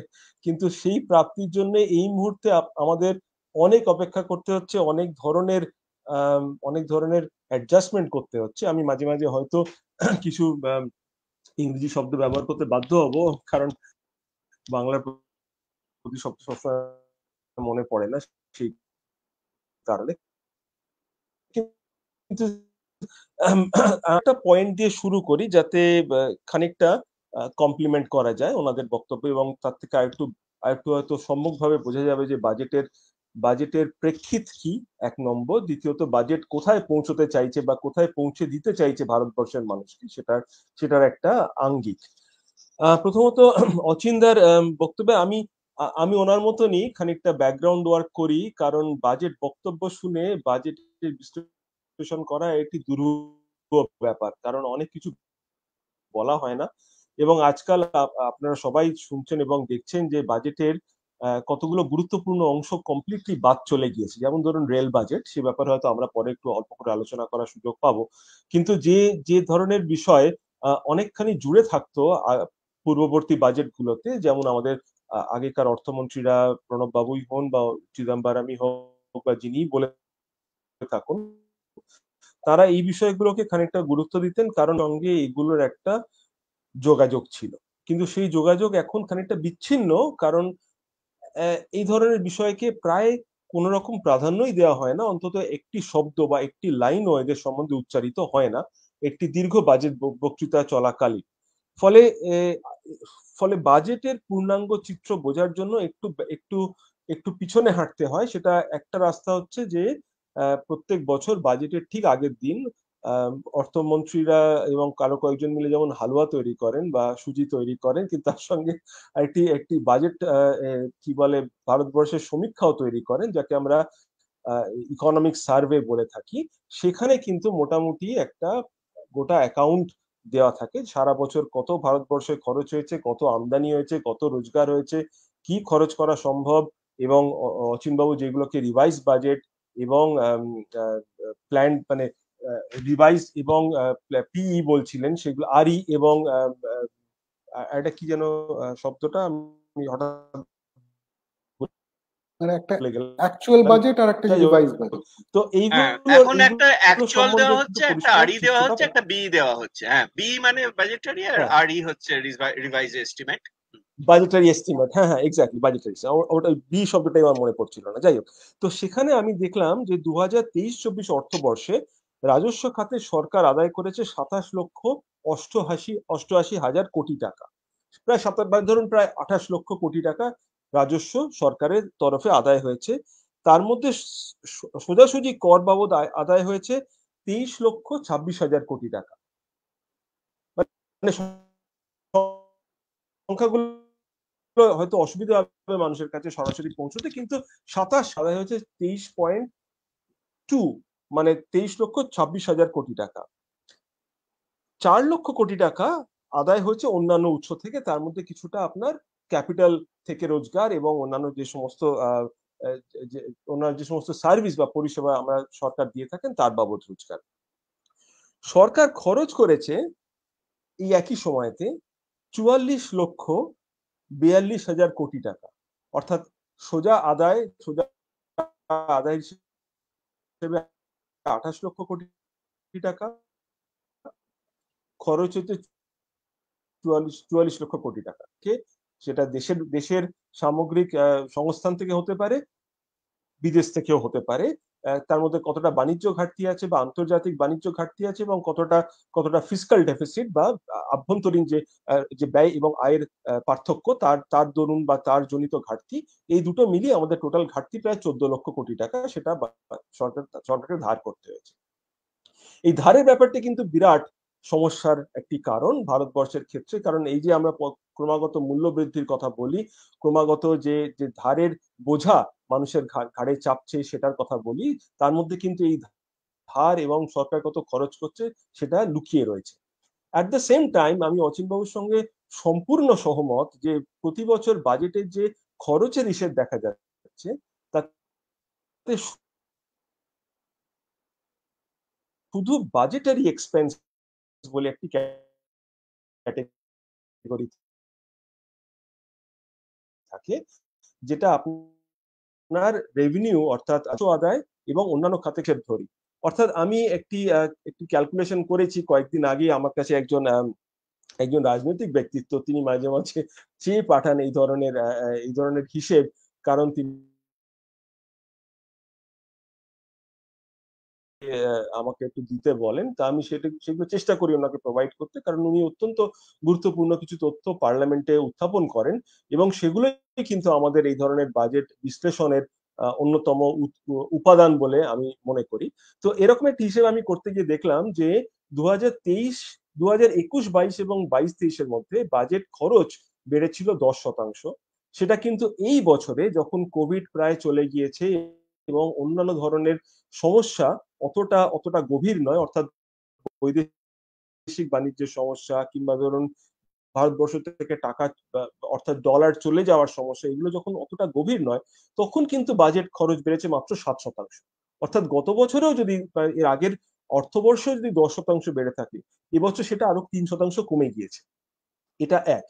দুই হচ্ছে, এটাকে যদি আপনি জিডিপি অর্থাৎ আমাদের জাতীয় আয়ের নিরিখে ফেলেন, তাহলেও একই সমস্যা থেকে যাচ্ছে। কারণ যদি আপনি নমিনাল জিডিপি অর্থাৎ যা আমাদের টাকার মূল্যে যে জিডিপির হিসেব করা হয়, সেটা যদি প্রত্যেক বছর চলতে থাকে, অর্থাৎ কারেন্ট জিডিপিতে যদি আমরা ধরি, তাহলেও কিন্তু বাজেট বাবদ জিডিপির যে অংশ খরচ আমরা করি বাজেটের খরচ বাবদ, সেটা 15.53% থেকে কমে 15.24% হয়ে গিয়েছে। অর্থাৎ 15-তে সরকার কিন্তু যে ধার শোধ করতে সরকারের একটা বড় টাকা ব্যয় করতে হয়। আমি এটা সবাই স্বীকার করবেন যে ধার যত করতে হয় বিভিন্ন উন্নয়নমূলক খরচের কারণে কিংবা অন্যান্য খরচ করার প্রয়োজনে, সেগুলো বাবদ যে ধার হয় সেটাকে ক্রমাগত ইন্টারেস্ট দিতে হয়। যেমন আমরা একইভাবে ধরুন কোথাও যদি লোন করি, তাহলে আমাদের প্রতি মাসে ইনস্টলমেন্ট দিতে হয়, যেটা ইন্টারেস্টের মধ্যে থেকে কেটে নেওয়া হয় ইনস্টলমেন্ট যখন দেওয়া হয় সেই হিসেবের দরুন। এগুলো খুবই সাধারণ একেবারে খবরের কাগজ পাঠ্য তথ্য এবং বক্তব্য বলে আমার মনে হয়। সুতরাং এটা যে কোনো মানুষের পক্ষে বোঝা সহজ যে এর মধ্যে কিন্তু সংখ্যা তত্ত্বের কচকচানি নেই, কিন্তু এর মধ্যে রাজনীতি আছে খানিকটা। এই কারণেই যে যে যে যে এই যে 27 লক্ষ কোটি টাকা সরকার রাজস্ব আদায় করেছে, এর মধ্যে কিন্তু মাত্র 11 লক্ষ কোটি টাকা দেশের 29টা রাজ্যের মধ্যে ভাগ করে দেওয়া হয়েছে। তাহলে বুঝতে পারছেন যে কেন্দ্রীয় সরকার যেটুকু টাকা রোজগার করে, সেটা যদি খরচের তুলনায় কমও হয়, বিভিন্ন সরকারকে, রাজ্য সরকারকেও ধার করতে হয়, কেন্দ্র সরকারকেও ধার আর কে না করে আর কি, মানে ধার করা ছাড়া বিশেষ কিছু করার নেই এক্ষেত্রে।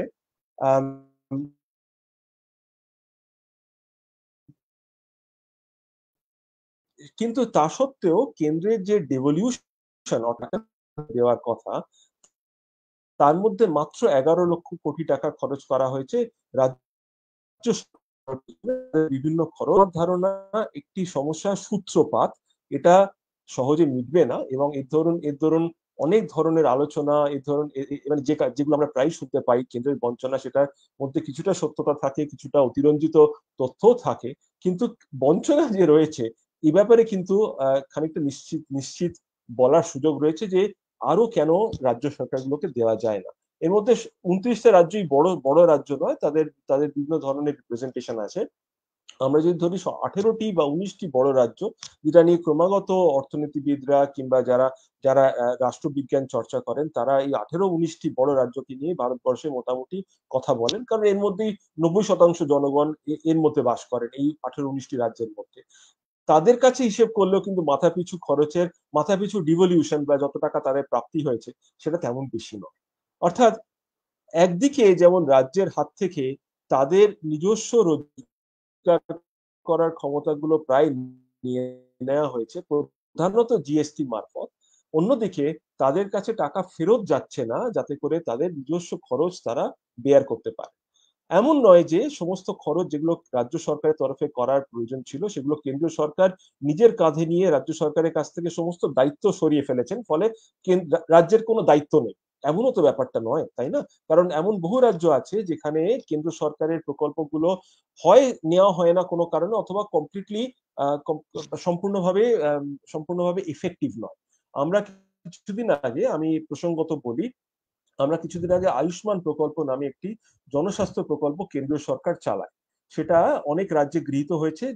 2018 সালে যখন এটি ঘোষিত হয়, একই সঙ্গে 2017 সালে ঘোষিত হয়, অনেক রাজ্য সঙ্গে সঙ্গে এটি অ্যাডপ্ট করে, অনেক রাজ্য করেনি।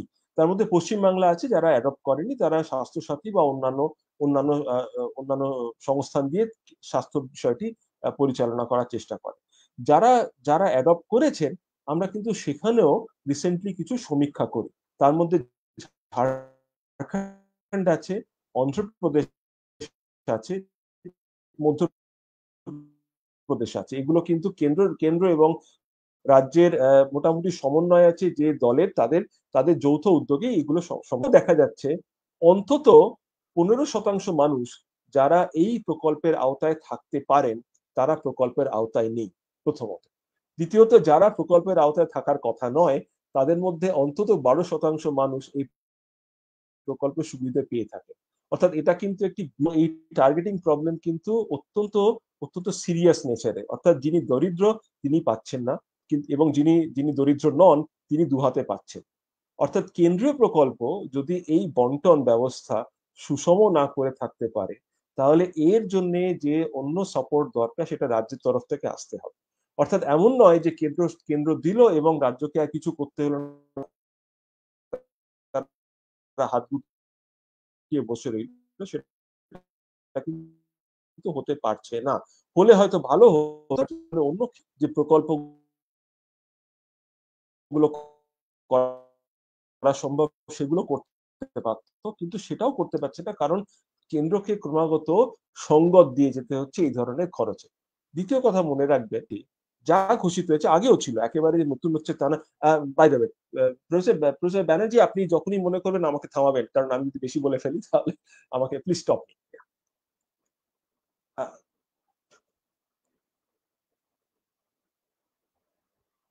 মাঝে মধ্যে শৈবাল তোমার এটা না ওই পুয়ার কানেকশনের জন্য একটু কেটে কেটে যাচ্ছে, ব্রেক করে যাচ্ছে, আসলে এখানে একটু ব্রেক করে যাচ্ছে। না সেটা ঠিক আছে, আমি সেই জন্য অ্যাকচুয়ালি সাম আপ করার জন্য বলছি, তুমি যে রাজ্যের ডেভলিউশনটা বললে ওটা তোমার মেন বক্তব্যটা কি? সেটা হচ্ছে যে কেন্দ্রীয় সরকার রাজ্যগুলোকে যেটা দেয় সেটা কি ঠিক মানে ঠিক পরিমাণে দিচ্ছে না, না দেওয়ার মধ্যে বৈষম্য আছে বন্টনের মধ্যে? মানে মেন পয়েন্টটা কি সেটা তোমার ভয়েসটা ব্রেক করার জন্য? তো যেটা দিচ্ছে সেটা অপ্রতুল, সেটাই তুমি বলতে চাইছো, তাই তো? মানে অর্থাৎ রাজ্য কাছ থেকে জিএসটি ইত্যাদি করে বৈষম্যর কথাটা চট করে, হ্যাঁ সরি আবার কেটে গেল। হ্যাঁ তুমি বলো। আচ্ছা হ্যাঁ বলছি, হ্যাঁ বলছি, এবার শোনা যাচ্ছে? এবার শোনা যাচ্ছে। হ্যালো, শোনা যাচ্ছে? হ্যাঁ শোনা যাচ্ছে। হ্যাঁ, আমি বলতে চাইছি যে বৈষম্যর কথা প্রথমেই বলবো না, এই কারণে যে কেন্দ্র থেকে রাজ্যের কাছে যে টাকা ডেভলিউশন হিসেবে যায় সেটা ফিনান্স কমিশনের একটি রুল দিয়ে নির্দিষ্ট। অর্থাৎ সেখানে কিন্তু কোনো অন্য ধরনের করা এমন নেই, যদি না আপনি বাজেট বহির্ভূত এমন করতে চান, হয়তো মানুষকে অন্যভাবে সাহায্য পৌঁছে দেওয়ার একটা প্রচেষ্টা হতে পারে। শোনা যাচ্ছে? হ্যালো,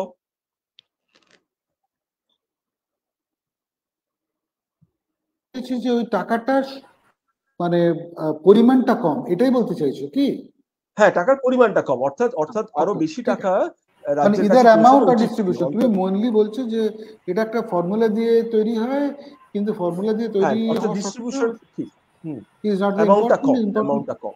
আচ্ছা অ্যামাউন্টটা কম। আচ্ছা অ্যামাউন্টটা কম, হ্যাঁ। এটা একটা বক্তব্য। দ্বিতীয় বক্তব্য হচ্ছে যে ধরনের আচ্ছা, আরেকটা জিনিস আমার বলার ছিল, সেটা হচ্ছে যে বাজেট খরচ আপনি যদি মূল্য বৃদ্ধি নিয়ে যে জিডিপির হিসেব হয়, সেই সেই হিসেবে ধরলে কিন্তু অ্যাকচুয়ালি ফল করেছে। অর্থাৎ মূল্যবৃদ্ধি যদি আপনি হিসেব করেন তাহলে দেখবেন যে রিয়েল জিডিপি মানে নমিনাল জিডিপি থেকে কম, কারণ মূল্যবৃদ্ধি জিডিপির একটা অংশ। তো সেই মূল্যবৃদ্ধির দরুন যে যে শেয়ার আমরা বাজেট থেকে খরচ করছি সেটাও অনেকটা কমে যাচ্ছে বছরের পর বছর। এই দুটো অন্যতম গুরুত্বপূর্ণ বক্তব্য বলে আমার মনে হয়েছে। আমি একটা পয়েন্ট দিয়ে শেষ করব, যাতে আমার মনে হয়েছে যে কর্মপরিকল্পনা এবং সেক্ষেত্রে অর্থমন্ত্রীর বক্তব্যের মধ্যে কতগুলো কন্ট্রাডিকশন আছে। তার মধ্যে একটি হলো যে বিভিন্ন কোম্পানিকে অর্থমন্ত্রী বলছেন হয়তো এটা অনুদান দিয়ে হবে পার্টলি, যেটা অচিনবাবু বলছিলেন, অথবা প্রায় রিকোয়েস্টের তরফে, অর্থাৎ বাজেট বক্তব্যে এটা কিন্তু রিকোয়েস্ট হিসেবে পেশ করা হয়েছে যে এদের কর্পোরেট সোশ্যাল রেসপন্সিবিলিটি টাকা খরচ করুন ইন্টার্নশিপের জন্য, যাতে করে কিছু ছেলে মেয়ে সেখানে ইন্টার্নশিপ করতে পারেন এবং তারপরে পরবর্তীকালে হয়তো সেখানে চাকরি পাবেন বা পাবেন না। এটা একেবারেই বলা যায় না যে কোম্পানিতে ইন্টার্নশিপ করছে সেখানে চাকরি দেওয়া সম্ভব হবে কিনা, সেটা কোম্পানির নিজস্ব অবস্থার উপর নির্ভর করে। আমার বক্তব্য হলো যে কোনো প্রাইভেট সেক্টর বা কোনো প্রাইভেট ব্যাংক কিন্তু ট্রেনিং এর জন্য যে কোনো লোককে এই ধরনের খরচ তাদের জন্য বেয়ার করতে পারে না। এটা একেবারে প্রথাগত একটি শিক্ষার মধ্যে থেকে আসে। যারা নীতি আলোচনা করেন বা এই রাজনৈতিক ক্ষেত্র থেকেও যারা আলোচনা করেন তারা জানেন যে কোম্পানির তরফে কোনো দায় নেই যে অন্য কেউ চাকরি পাবে কিনা, তাতে কোম্পানি কেন তাদের এই ধরনের প্রকল্প থেকে খরচ করবে। একটা অন্য দায় আছে যে কর্পোরেট সোশ্যাল রেসপন্সিবিলিটি মারফত খরচ করলে এরা খানিকটা ট্যাক্সের বেনিফিট পান। কোম্পানি যারা পরিচালক সমিতি বা মালিক, তারা ট্যাক্সের বেনিফিট পান, কিন্তু সেটা যে নির্দিষ্টভাবে ইন্টার্নশিপে করতে হবে এবং তার দরুন এক ধরনের দক্ষতা উৎপাদনশীল দক্ষতা তৈরি হবে, সেটা করাতে কোম্পানির কিন্তু প্রায় কোনো দায় নেই, কারণ কোম্পানি নির্দিষ্ট করে আটকে রাখতে পারবে না যারা ইন্টার্নশিপের জন্য দক্ষতা পেয়েছেন আমার কোম্পানি থেকে। তারা যদি বেটার অফার পায় তাহলে অন্য জায়গায় চলে যাবে। এটা ক্লাসিক্যাল প্রবলেম, যে তার জন্য কোনো কোম্পানি কোনো দক্ষতা বৃদ্ধির কারণে এই ধরনের খরচ করে না। এটা কিন্তু আমার বক্তব্য নয়, এটা গ্যারি বেকারের বক্তব্য। তিনি বলেছিলেন যে এই ধরনের খরচ যদি কাউকে করতে হয় তাহলে কর্মীকে করতে হবে। কর্মীরই একমাত্র এখানে নিজস্ব উদ্দেশ্য আছে এবং নিজস্ব ইনসেন্টিভ আছে যে তারা নিজের পকেট থেকে প্রায় খরচ করে ইন্টার্নশিপ করে বা দক্ষতা বাড়িয়ে কোম্পানিতে চাকরি পাওয়ার চেষ্টা করে। অর্থাৎ এই যে দুটোর মধ্যে কন্ট্রাডিকশন, অর্থাৎ অর্থমন্ত্রী যেভাবে উৎপাদন এবং কর্মসংস্থান বাড়াতে চাইছেন এবং তার পদ্ধতিগত যে ত্রুটি সেটা উনি বুঝতে পারছেন না, এটা সিরিয়াস প্রবলেম বলে আমার মনে হয়েছে, অন্তত বাজেট বক্তব্য থেকে।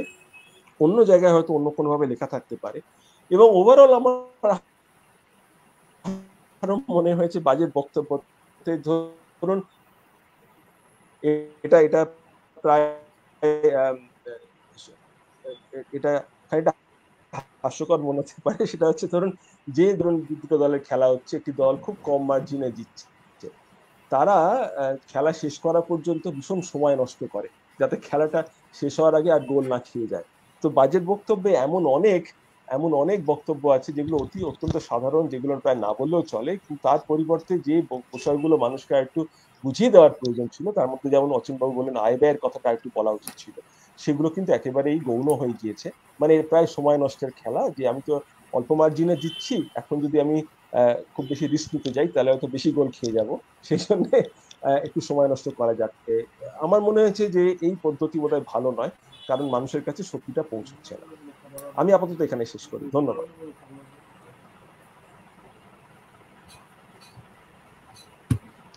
না, তার মানে আমি তাহলে এইভাবেই জিনিসটাকে করছি। সেটা হচ্ছে যে সাধারণত সরকারের বাজেটে একটা চিন্তা বা ভাবনা বা পরিকল্পনার একটা আভাস মানুষ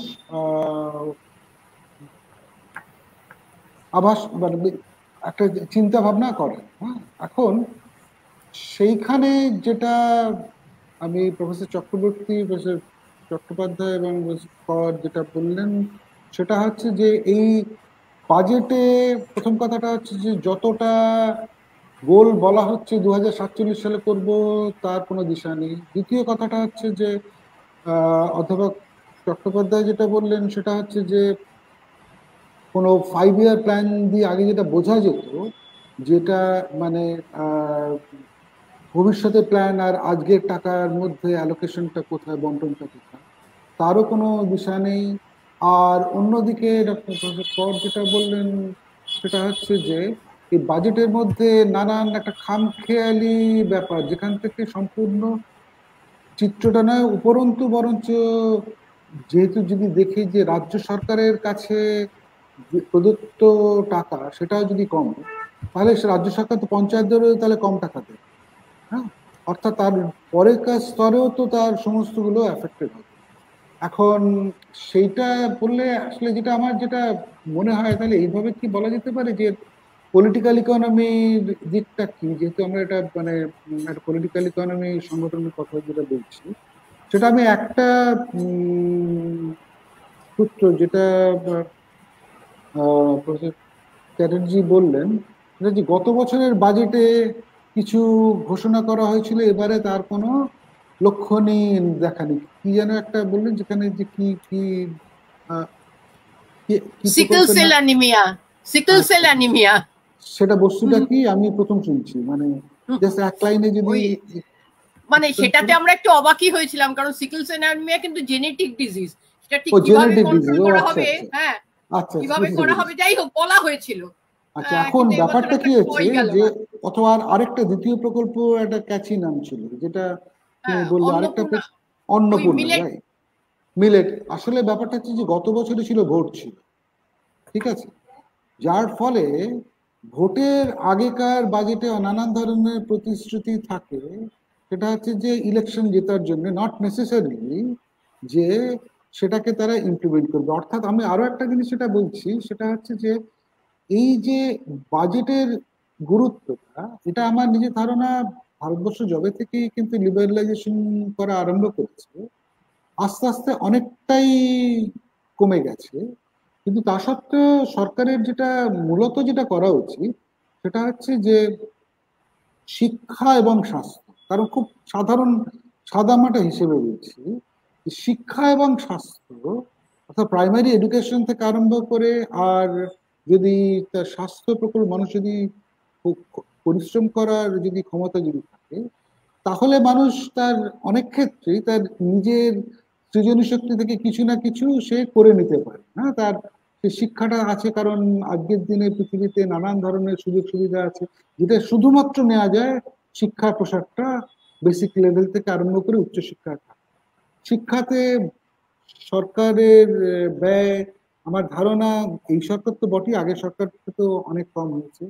স্বাস্থ্যতে কি হয়েছে আমি তো মানে কোনো স্বাস্থ্য পলিসি আছে বলেই আমার মনে হয় না ভারতবর্ষে, যে ওই মাঝে মধ্যে আয়ুষ্মান বা ইত্যাদি যেগুলো শুনি, তার মানে যেটা হচ্ছে সেটা হচ্ছে যে বাজেট কতগুলো নাম্বারের কথা, আর বাজেটে এখানে একটা জিনিস সেটা হচ্ছে যে স্টক মার্কেটের দিকে হয়তো একটা ওদের একটা অ্যাঙ্গেল থাকে, সেটা হচ্ছে যে ট্রেডারদের কিছু পাইয়ে দেওয়ার জন্য, কারণ স্টক মার্কেট যদি ফ্লাকচুয়েশন করে তাহলে ট্রেডারদের কোনো ক্যাপিটাল গেইন ট্যাক্সেস হয় বা কিছু হয়, সেইগুলোতে হয়তো থাকে।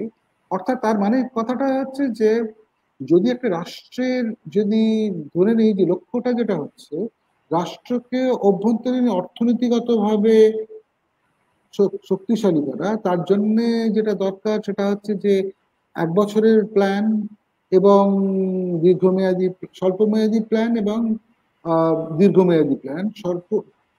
অর্থাৎ যেটা 2020 থেকে 21-এর কথা বলা থাকবে, আবার 2030-32 সালের কথাও ডিরেক্টলি না বলা থাকলে একটা এফেক্টও থাকবে। যেমন কথায় বলছি যে যদি খুব ফর এক্সাম্পল যদি ভারতবর্ষে যদি রেলের সেফটিটা যদি খুব ভালোভাবে বাড়ায়, অনেক দ্রুতগামী রেল যদি তৈরি হয়, তাহলে তার সরকার ভাবুক বা না ভাবুক তার এফেক্ট যোগাযোগ ব্যবস্থা উন্নত হলে থাকবেই থাকবে, আজ থেকে 7-8 বছর বাদে আরো বেশি করে পাওয়া। অর্থাৎ সেগুলোরও কোনো দিশা নেই। না আছে তার বৃদ্ধির দিশা, না আছে কোনো পরিকল্পনার দিশা। তো এইভাবে বলতে গেলে যেটা বলা যেতে পারে কি, যে এই বাজেটগুলো just যেটা শৈবাল শেষে বললো, যে কথা বলার জন্য কথা, হ্যাঁ, আম, খুব একটা বিশেষ সারবত্তা খুঁজে পাওয়া এখানে খুব মুশকিল। আমি এগেন অচিন, মহালা এবং শৈবালকে বলবো যে এদের লাস্ট মানে এইটাকে সাম আপ করে, এই যে ডিসকাশন যেটা হলো, তাহলে এই সাম আপ করে কি বক্তব্যটা, তারপর আমি শেষ করব। অচিন। হ্যাঁ, সঞ্জয় দা তো ইতিমধ্যেই সাম আপ অনেকটাই করেই দিয়েছেন, আর কিছু আমার এর সঙ্গে যোগ করার কিছু নেই। আমার মনে হয় আলোচনাটা খুবই সুন্দর হয়েছে, এবং মহালয়া এবং শৈবাল বিভিন্ন দিক নিয়ে বলেছেন, এবং আমাদের প্রত্যেকেরই আলাদা আলাদা বক্তব্য অনেকগুলোই ছিল। ফলে আমার মনে হয় আমার কিছু আর যোগ করার নেই। হ্যাঁ, অনেক ধন্যবাদ। আচ্ছা আচ্ছা, মহালয়া। না মানে বেশ ভালো আলোচনা হলো, মানে তিনজনে তিনটে দিক বলে বেশ অনেক জিনিস বোঝা গেল। আর আপনি তো যেরকম ভাবে পুরোটাতে জুড়ে রইলেন, তাতে তো খুবই ভালো লাগলো। আমার একটাই কথা বলার আছে, যে আপনি যেহেতু ভোটের কথাটা তুললেন, হ্যাঁ, এই বাজেটটায় পুরো পরিষ্কার বোঝা যাচ্ছে যে ভোটের ফলটা যদি একটু অন্যরকম হতো, তাহলে হয়তো এই বাজেট থেকে এই বাজেটের চেহারাটাও একটু অন্যরকম হতো। যেহেতু ভোটের ফলটা এমনই হলো যে ওই শরিকদের এর একটা দায় আছে, সেজন্য খুব তাড়াহুড়ো করে ভোটের পরে বোধহয় সেভাবে একটু চিন্তা করতে হয়েছে। হ্যাঁ, এমন যেমন এই অমরাবতী যে প্রকল্প প্রায় এতে চলে গিয়েছিল, সেটাকে প্রায় টেনে তুলে আনা হলো, এ করা হলো। যে ভোটের যদি একটু এদিক ওদিক হতো, তাহলে হয়তো এই বাজেটের চেহারাটা একটু অন্যরকম হতো। সেটা এই অর্থে যেমন সত্যি, অন্য অর্থেও সত্যি। কারণ অনেকগুলো কথা শোনা গেল, যে কথা কিন্তু এই সরকারের মুখে আমরা অন্তত গত 10 বছরের মধ্যে খুব কম শুনেছি। হ্যাঁ, যার মধ্যে ইকোনমিক সার্ভের কথাটা যখন উঠলো, ইকোনমিক সার্ভে, এবারের ইকোনমিক সার্ভেটা কিন্তু ভীষণ ভালো করে লেখা। এত সুন্দর ইকোনমিক সার্ভে লেখা, ইকোনমিক সার্ভে আমি কিন্তু অনেক দিনের মধ্যে পড়িনি। তাতে একটা যে এক কথা আছে, একটা কথা পড়লাম, আবার খুব মাথায় গেল কথাটা। সেটা হচ্ছে যে বলা হয়েছে যে এই যে কর্পোরেট সেক্টরকে আমরা অনেক দিয়েছি, কিন্তু তার বদলে আমরা কর্পোরেট সেক্টরের কাছ থেকে বিশেষ কিছু পাইনি। এবার কর্পোরেট সেক্টরকে দিতে হবে, হ্যাঁ দিতে হবে। আর তারপর দিনই বলা হলো যে তোমরা ইন্টার্নশিপ করাও, অমুক করাও, তমুক করাও, কর্পোরেট সোশ্যাল রেসপন্সিবিলিটি থেকে এ করো। হ্যাঁ, তো এটা হচ্ছে যে ওই মানে কি বলবো, যে কর্পোরেট সেক্টরের সঙ্গে কি একটা বার্গেনিং এর জায়গায় তারা যেতে চাইছেন, নাকি ওরকম বিনীতভাবেই বলবেন যে আমরা অনেক দিয়েছি, এবার আমাদের একটু ফেরত দাও তোমরা। এইটা হচ্ছে এক নম্বর। আর দ্বিতীয়ত হচ্ছে যে কর্মসংস্থানে তার আগে অব্দি তো অনেক বড় বড় কথা শুনছিলাম, এমনকি রিজার্ভ ব্যাংকের নাম করে একটা রিপোর্ট বেরিয়ে গেল যে না, কর্মসংস্থানের অবস্থা মোটেই খারাপ নয়। কিন্তু বাজেটে অন্তত দেখা গেল যে কর্মসংস্থান বা বেকারত্ব, এগুলো যে দেশে সমস্যা, সেটাকে অন্তত স্বীকার করা হলো আর কি। সেই দিক থেকে এই বাজেটটা ভোটের পরের বাজেট, এটা বাজেটটা দেখলে বা শুনলে বা একটু মন দিয়ে পড়লেই বোঝা যাচ্ছে যেটা ভোটের পরের বাজেট। ভোটের ফলের ওপর খুব তাড়াহুড়ো করে এই বাজেটে যা ভাবা হয়েছিল তারপরে একটু চাপানো হয়েছে আর কি। এইটুকুই বলার আমার। শৈবাল। হ্যাঁ, না সঞ্জয়দা, হ্যাঁ, হ্যালো, শোনা যাচ্ছে? হ্যাঁ, শোনা যাচ্ছে। শোনা যাচ্ছে? হ্যাঁ, শোনা যাচ্ছে। হ্যাঁ, না, আপনি সবাই বললেন এবং আপনিও খুব সুন্দর মর্মার্থ করেছেন। আমি একটু বলি যে আমি রেল বাজেটের কথা বলেছিলাম, আমি একটু সংখ্যাটা বলি এই কারণে যে পরিমাণ রেল অ্যাক্সিডেন্ট হচ্ছে ভারতবর্ষে, তাতে এই বিষয়গুলো নিয়ে ক্রমাগত চর্চা হচ্ছে পার্লামেন্ট এবং অন্যান্য জায়গাতে। এবার গত বছরের হিসেবে এবছর 52,000 কোটি টাকা রেলের কি বলে ইনফ্রাস্ট্রাকচার উন্নয়নের জন্য খরচ করার কথা ঘোষণা করা হয়েছে। কিন্তু এর মূল পোর্শনটা আশ্চর্যজনকভাবে হচ্ছে ফ্রেট, অর্থাৎ আমাদের যে পণ্য পরিবহন হয় রেলের মধ্যে দিয়ে, সেইটার গতি এবং তার দরুন যে রাজস্ব আদায়, এটা বাড়ানোর প্রকল্পের জন্য।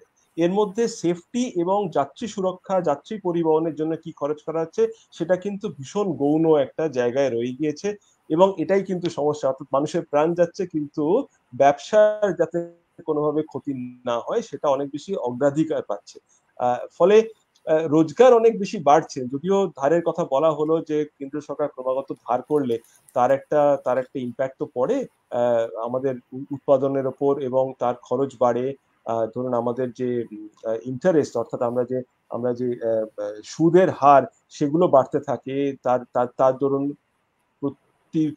প্রতি মানে উৎপন্ন যা জিনিস হয় তার খরচ বাড়ে, সেগুলো দিয়ে সমস্ত জিনিসের মূল্য বৃদ্ধি হয়। এটা যেমন একদিকে সত্যি, সেরকম সরকারের রাজস্ব আদায়ও প্রচন্ড রকম বাড়ছে, কিন্তু তার পরিবর্তে সরকার অন্যান্য খাতে, কারণ এবছরও শিক্ষা খাতে আবার সংখ্যার গুরুত্ব এখানে অপরিসীম, 2.6% বেশি কিন্তু উচ্চশিক্ষা খাতে খরচ করছে না সরকার। এটা যে কোনো আমেরিকাতেও আপনি দেখবেন যে গত বছরের তুলনায় এবছরে 8% থেকে 5.5% নেমে এসছে সরকারি খরচের, মানে জিডিপির কত অংশ সরকার খরচ করে উচ্চশিক্ষা খাতে। ভারতবর্ষের ক্ষেত্রে সেটা 2.4%। আপনি যদি ইন্ডিভিজুয়াল সেক্টর গুলোকে দেখেন, অর্থাৎ আপনি যদি মিনিস্ট্রিতে দেখেন যে উচ্চশিক্ষা মন্ত্রক কি বলছে, উচ্চশিক্ষা মন্ত্রক বলছে আমরা 4% খরচ করি, কারণ এটাই হচ্ছে রাষ্ট্রসংঘের ম্যান্ডেট। কিন্তু সেই 4% খরচ গত 3 বছর আগে হিসেব মতো দেওয়া হয়েছে, গত 3 বছরের কোনো হিসেব উচ্চশিক্ষা মন্ত্রকের ওয়েবসাইটে অন্তত নেই, বা ওদের যে পুস্তিকা তাতে নেই।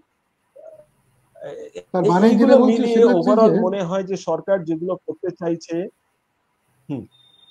না তুমি সরকার যে করতে চাইছেন এবং তার যে পদ্ধতি, সরি আপনি বলুন। না আমি তুমি বলো, আমি তবে বলছি। হ্যাঁ, আমি বলছি যে সরকার যেটা অ্যাচিভ করতে চাইছে এবং তার যে পদ্ধতিগত প্রয়াস, তার মধ্যে কিন্তু এক ধরনের সমমাত্রা নেই। এইটা গুরুত্বপূর্ণ একটা সমস্যা বলে কোনো সামঞ্জস্য চলছে ভারতবর্ষে, মানে কোনো তার মধ্যে সামঞ্জস্য। তার মানে আমি এটা বলি শেষ করছি, মানে একটা জিনিসই আমার মানে যেটা অনেক খুব ছোটবেলায় মনে হতো, সেটা হচ্ছে যে লোকে সবসময় বাজেটকে সমালোচনা করে, মানে বাজেট জিনিসটাই বাজে, তাহলে টটা কিসের জন্য? কারণ আগেই তো বাজে কথাটা বলে দিয়েছি। তো তার মানে সেটা হচ্ছে যে যদি একটা বাজেট অসংলগ্ন যদি হয়, যদি সেখানে তার কোনো স্থির যদি না থাকে, আর আরো অন্য একটা জিনিস হলো, শুধু তো বাজেট না, সরকারের একটা পলিসিও থাকে। যেমন কর্মসংস্থানটা হতে গেলে মূলত পৃথিবীর সব দেশে, আমেরিকা ব্রিটেন তো বটেই, এবং কর্মসংস্থানটা কিন্তু বড় ইন্ডাস্ট্রি দিয়ে হয় না, কারণ ভারতবর্ষে যা জনসংখ্যা, টাটা যদি কথায় বলছি সব তার ডাইরেক্টলি ইনডিরেক্টলি মিলিয়েও যদি 50 লক্ষ লোককে যদি এমপ্লয় করে, সেটা ভারতবর্ষের মানে যারা ওয়ার্কিং পপুলেশনের কোনো মানে পার্সেন্টেজই আসে না। সবসময় কিন্তু হয় স্মল এবং মিডিয়াম সেক্টর, এসএমই দিয়ে কর্মসংস্থানটা হয়, এবং তাদের মধ্যে কিন্তু সঞ্জয় দা, সরকারের নিজস্ব বিভিন্ন ক্ষেত্রে প্রায় 2 কোটি চাকরি কিন্তু পড়ে রয়েছে, যেখানে জায়গা রয়েছে, অর্থাৎ ভ্যাকেন্সি রয়েছে, কিন্তু লোক নেওয়া হচ্ছে, সেটা বহুদিন ধরে সরকার মানে এবং প্রায় জোর করে সেই চাকরিগুলোকে ডিসলভ করে দেওয়া হচ্ছে। হ্যাঁ, মানে সেটাই বলছি, সেটা হচ্ছে যে আলটিমেটলি যেটা যে কর্মসংস্থান, উৎপাদন, সম্পদ বৃদ্ধি, এইগুলো আজকে এটা বলেই আমি শেষ করব যে এইটা সরকারের উদ্দেশ্য না। সরকারের কি উদ্দেশ্য এই মুহূর্তে বোঝা মুশকিল। কিছুটা পলিটিক্যাল বাধ্যবাধকতা, রাজনৈতিক বাধ্যবাধকতা, যেটা মহালয়া বললেন যে অমরাবতী বা ইত্যাদি, বা বিহারকে একটু পাইয়ে দেওয়া, অথবা মানে গুজরাটে ইনফ্রাস্ট্রাকচারের পেছনে স্পেন্ড করা, তা কোনো দিশা পাওয়া গেল না। এই কারণে, কারণ চিন্তাধারাটা বাজেটের জন্য কোনো সুসংহত নয়, এটা খাপ ছাড়া। এটার জন্য চিন্তার দৈন্যতাটাই খুব প্রকট হয়েছে। এইটা বলি আমি আজকে বক্তব্য শেষ করছি। রাষ্ট্রীয় বিজ্ঞান চর্চা থেকে সবাইকে ধন্যবাদ। ধন্যবাদ সম্মানিত অতিথিবৃন্দ। আমাদের আজকের যে ভারতের বাজেট 2024 বিষয়ক এই যে আন্তর্জাতিক স্তরের একটি ওয়েবিনার সফলভাবে সম্পন্ন হয়েছে এবং আমি আপনাদের সকলকে ধন্যবাদ জানাতে চাই। প্রথমেই আমাদের প্রধান অতিথি প্রফেসর অচিন চক্রবর্তীকে ধন্যবাদ জানাতে চাই, যিনি তার মূল্যবান সময় দিয়ে আমাদের আলোকিত করেছেন এবং বাজেটের নানা দিক নিয়ে বিশ্লেষণ করেছেন। আমাদের সম্মানিত বক্তা প্রফেসর শৈবাল কর স্যার এবং প্রফেসর মহালয়া চ্যাটার্জি ম্যাডাম কেউ আমি বিশেষ ধন্যবাদ জানাতে চাই তাদের গুরুত্বপূর্ণ অবদানের জন্য। বিশেষ ধন্যবাদ আমাদের সভাপতিত্বকারী প্রফেসর সঞ্জয় ব্যানার্জি মহাশয়কে, যিনি তার তত্ত্বাবধানে পুরো অনুষ্ঠানটি সুচারুভাবে সম্পন্ন করেছে। আমাদের পৃষ্ঠপোষক ডক্টর মহানন্দা কাঞ্জিলাল প্রিন্সিপাল আমাদের দুর্গাপুর উইমেন্স কলেজে, তার সার্বিক সহযোগিতা এবং প্রেরণার জন্য আন্তরিক ধন্যবাদ। এই অনুষ্ঠান আয়োজক ও পরিচালনা যারা অক্লান্ত পরিশ্রম করেছেন, সেই রাষ্ট্রীয় বিজ্ঞান চর্চা কেন্দ্র এবং দুর্গাপুর মহিলা কলেজে আইকিউএসি এবং অর্থনীতি বিভাগ, রাষ্ট্রবিজ্ঞান বিভাগ, বাণিজ্য বিভাগ সকল সদস্যকে ধন্যবাদ জানাতে চাই। অবশেষে আমাদের শ্রোতাবৃন্দদেরকে ধন্যবাদ জানাই যারা সরাসরি সম্প্রচারিত এই ওয়েবিনারে যোগদান করেছেন এবং আমাদের অনুষ্ঠানটিকে সাফল্যমণ্ডিত করেছেন। আপনাদের সক্রিয় অংশগ্রহণ এবং মূল্যবান মতামত আমাদের পরবর্তী আয়োজনকে আরো উৎসাহ দেবে, এটাই আমরা আশা করি এবং সকলকে বিশেষ ধন্যবাদ। আমি একজন নিজেও অর্থনীতির ছাত্র এবং আপনাদের সবাইকে আমরা কাছে পেয়ে এবং আপনাদের মূল্যবান বক্তব্য শুনে আমরা বিশেষভাবে খুবই আনন্দিত এবং ভবিষ্যতেও আপনাদের স্যারকে যদি পাওয়া যায় তার জন্য আমরা বিশেষভাবে আগ্রহী। ধন্যবাদ সকলকে। কিছু প্রশ্ন এসেছে। আচ্ছা, দেখছি তাই। আচ্ছা, কিছু প্রশ্ন আছে স্যার, যদি আপনি। হ্যাঁ, ঠিক আছে। আচ্ছা, তাহলে এতক্ষণ।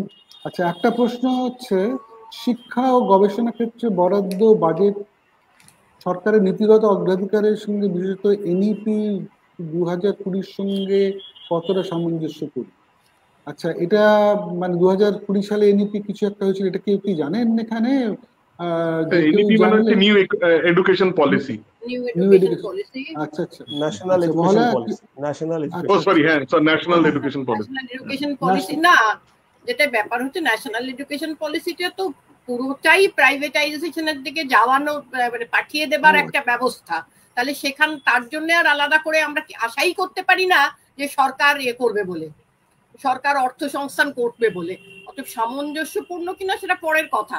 প্রথম কথা হচ্ছে যে এনইপির পুরোটাই হচ্ছে প্রাইভেটাইজেশনের দিকে শিক্ষা ব্যবস্থাটাকে নিয়ে যাওয়া, একদম একদম বুনিয়াদী স্তর থেকে উচ্চ স্তর পর্যন্ত। অন্তত আমার এইটাই ইন্টারপ্রিটেশন। সেজন্য আমরা আগেই আলোচনা করি একটা দিকে সামঞ্জস্যপূর্ণ, কারণ মানে প্রাইভেট সেক্টরে যাওয়ার ফলে সরকার ওইখানে, যেটা শৈবাল বললো, যে ওখানে খরচা অনেক কমিয়ে দিয়েছে। It is consistent in that sense.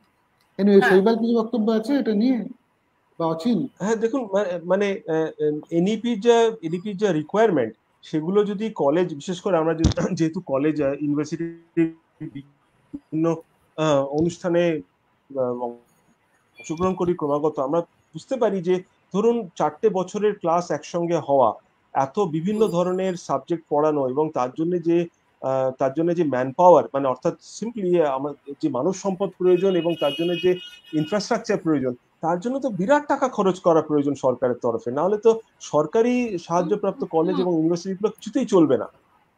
তো ফলে ময়লাদি যেটা বলছেন যে প্রাইভেট সেক্টর এটা করবে কিনা সেটা তাদের সমস্যা, প্রাইভেট প্রতিষ্ঠানগুলো এটা করবে কিনা, সরকারি প্রতিষ্ঠানগুলো। কিন্তু সরকারি প্রতিষ্ঠানের পক্ষে এই বাবদ যদি অনেক বেশি গ্রান্ট না আসে, তাহলে এনইপি সাকসেসফুল হওয়া প্রায় অসম্ভব ব্যাপার। এবং একই জিনিস দেখতে পাবেন যে ছাত্রছাত্রীরা 4 বছরের কোর্সে অনেকে ভর্তি হতে চাইছে না এবং তারা এমনকি পড়াশোনার দিক থেকেও খানিকটা বিমুখ। আমি রিসেন্টলি পশ্চিমবঙ্গ সরকারের উচ্চশিক্ষা পোর্টাল, তার সঙ্গে কিছুটা কাজ করার সুযোগ পেয়েছি। সেখানে দেখতে পাচ্ছি যে অনেকেই ভর্তি হতে পারছে না, ভর্তি হতে চাইছে না। সেটা অজ্ঞতার কারণে যেমন আছে, সেরকম খরচ কি করে চালাবে 4 বছর, সেটাও একটা বিরাট সমস্যা তাদের কাছে। হ্যাঁ, আমি খুব সংক্ষেপেই বলবো যে আমি গত বছরই একটা লেখা লিখেছিলাম এই শিক্ষায় বরাদ্দ নিয়ে আর কি। তো এই গত 5-6 বছরে আমি একটু দেখেছিলাম পরিসংখ্যান, সেখানে শিক্ষায় বরাদ্দ কিন্তু মানে ওই আবার বলছি যে মূল্যস্ফীতি বাদ দিলে কিন্তু বাড়েনি, একেবারেই বাড়েনি, বরং কমেছে কিছুটা।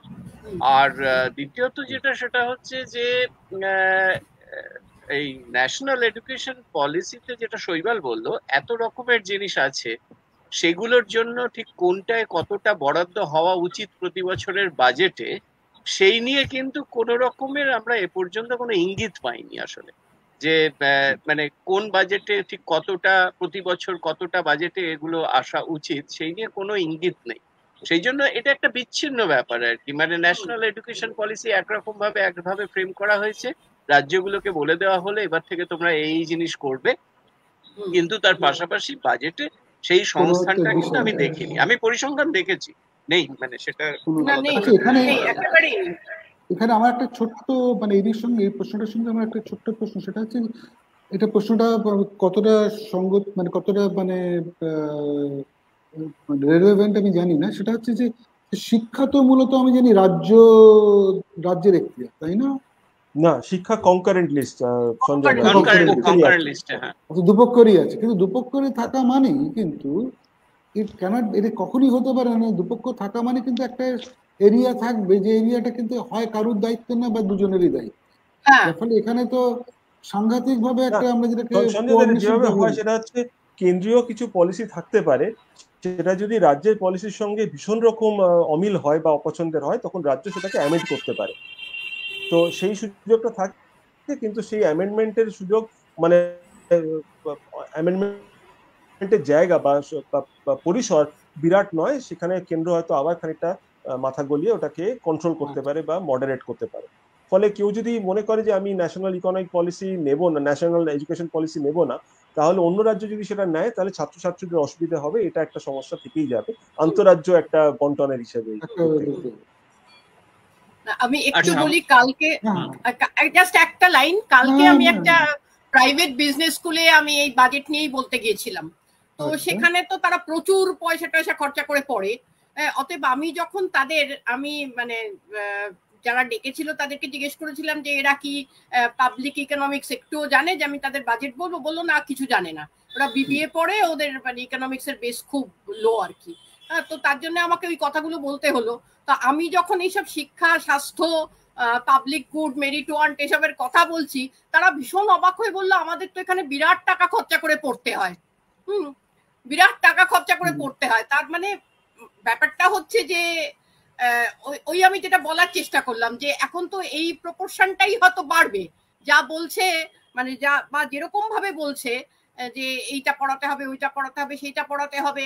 এখন আমাদের পাবলিক ইউনিভার্সিটি গুলো বা সরকার পোষিত কলেজগুলো কেউই কিন্তু এইভাবে করতে পারবে না, এবং তাহলে তো এই বিভাজনটা আরো বাড়বে, যে একটা দল বলবে যে আমরা তো বিরাট খরচা করেই পড়ছি, তাহলে অন্যরা পড়বে না কেন, বা অন্যদের সঙ্গে মানে তারা আর অন্যদের কথা ভাববেই না। হ্যাঁ, বৈষম্য, সেই বৈষম্যটা কিন্তু আরো বেড়ে যাবে। তারপরে ইনএফিশিয়েন্সি, মানে যেটা তার মানে যেটা হচ্ছে যে হ্যাঁ, যে অর্থাৎ এই সরকার প্ল্যানিং যদি করতে হয় তাহলে না ভালো করে করলে, উল্টো পাল্টা করে করলে তো মানে একটা চিন্তা ভাবনা ভালো করে থেকে কথাটা হচ্ছে যে চিন্তা ভাবনা যদি না করার থেকে বোধহয় ভুল করাটা আরো বিপজ্জনক, সেটাই ভুল জিনিস করা। কারণ এটা তো আসলে হ্যাঁ সাধারণ মানুষকে তো এটা করতে হবে। ঠিক আছে, হ্যাঁ অনেক ধন্যবাদ। ঠিক আছে, হ্যাঁ ঠিক আছে, অনেক। আচ্ছা স্যার, আমার একটা প্রশ্ন আছে। ও আচ্ছা আচ্ছা, হ্যাঁ হ্যাঁ হ্যাঁ হ্যাঁ ঠিক আছে, হ্যাঁ বলো বলো। হ্যাঁ, আমরা স্যার মানে মোটামুটি দেখতে পাচ্ছি যে ভারতের মানে জিডিপির অবস্থা মানে খুবই খারাপ আর কি। সেক্ষেত্রে এই মানে বর্তমান বাজেট কতখানি মানে যুক্তিযুক্ত বলে মনে হয় আর কি? না, জিডিপির অবস্থা ঠিক খারাপ তো বলতে পারি না, কারণ আমি যদি বৃদ্ধির হার দেখি, জিডিপির বৃদ্ধির হার তো এবারে তো বলা হয়েছে 6.5 বোধহয় 6.6 এইরকম। তো সেটা খুব খারাপ তো বলা যায় না, মানে আগে এটার অনুমান করা হয়েছিল 7-এর উপর যাবে, ঠিক আছে 7-এর সামান্য নিচে, সুতরাং জিডিপির হাল খুব খারাপ এটা বলা যায় না। যেটা সমস্যা হচ্ছে সেটা হচ্ছে যে আয় বন্টনের, যেটা সবাই বলছি আমরা, সেটা হচ্ছে যে আয় বন্টনটা ক্রমশই এতটাই অসম হচ্ছে, ফলে জিডিপির এই বৃদ্ধিটাও থাকবে কিনা সেটা নিয়ে সংশয় হতে পারে, কারণ ওই চাহিদার অভাব যেটা আমি প্রথমেই বলেছিলাম আর কি। এবং সুতরাং জিডিপির বৃদ্ধিটা এইভাবে চালিয়ে যেতে গেলেও কিন্তু সরকারের খরচ বাড়ানো উচিত, এটা আমার বক্তব্য। মানে আমরা যে ছোটবেলায় পড়তাম না যে বাজেটটা কন্ট্রাকশনারি না এক্সপ্যানশনারি, এখন যাদের হাতে টাকা যাচ্ছে তারা কোথায় টাকা খরচা করবে তার উপরে তো নির্ভর করবে এক্সপ্যানশনারি কিনা, কিন্তু সেই টাকাটাই কিন্তু যাচ্ছে খুব কম শতাংশ মানুষের কাছে। তো এটা হচ্ছে একটা, আর আরেকটা হচ্ছে যে এমপ্লয়মেন্ট একটা বিরাট সমস্যা, কারণ গ্রোথ আমার মানে 10% হলো, অন্যদিকে এআই তারপরে এই সমস্ত গুলো ঢুকে গিয়ে হ্যাঁ যে মানে যত এমপ্লয়মেন্ট বাড়ছে তত বেশি যদি যত জিডিপি গ্রোথ বাড়ছে তত বেশি যদি এআই রোবট ইত্যাদি করে তত বেশি তো মানে এমপ্লয়মেন্টটা ফল করবে, এবং তো এমপ্লয়মেন্ট ফল করলে ভবিষ্যতে যে অর্থনীতি কোন পর্যায়ে যাবে সেটা শুধু ভারতবর্ষ না, সেটা সারা পৃথিবীতেই অ্যাকচুয়ালি মানে এটা চিন্তার বিষয়। শৈবাল, তুমি কি যেটা বলতে চাইছো?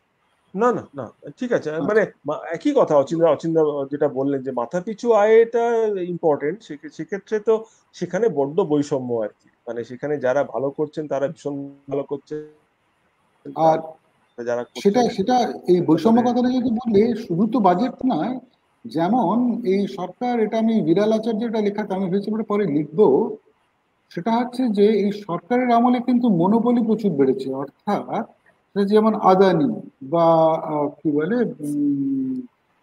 আরে আম্বানি, রাইট, অর্থাৎ এদের হাতে কিছু কতিপয় শিল্পপতির হাতে সম্পদ প্রচুর ভাবে ঘটেছে। এটা কিন্তু অনেকটা কোরিয়ান মডেল, যেটা স্যামসাং বা এরকম দু একটা কোম্পানি তাদের সর্বক্ষেত্রে ছিল, কিন্তু কোরিয়া একটা ছোট দেশ, অনেক ছোট দেশ, সেখানে কিন্তু বেকারির সমস্যাটা ছোট দেশ বলে অপেক্ষাকৃত ভাবে কম। আমাদের দেশ বিশাল বড় দেশ, এখানে কিন্তু স্মল এবং মিডিয়াম সেক্টরকে না ইনসেন্টিভ দিলে, এবং যেটা কোভিডের সময় কিছু দেখেছিলাম কিন্তু তার পরবর্তীকালে তো তো মানে দেখি না।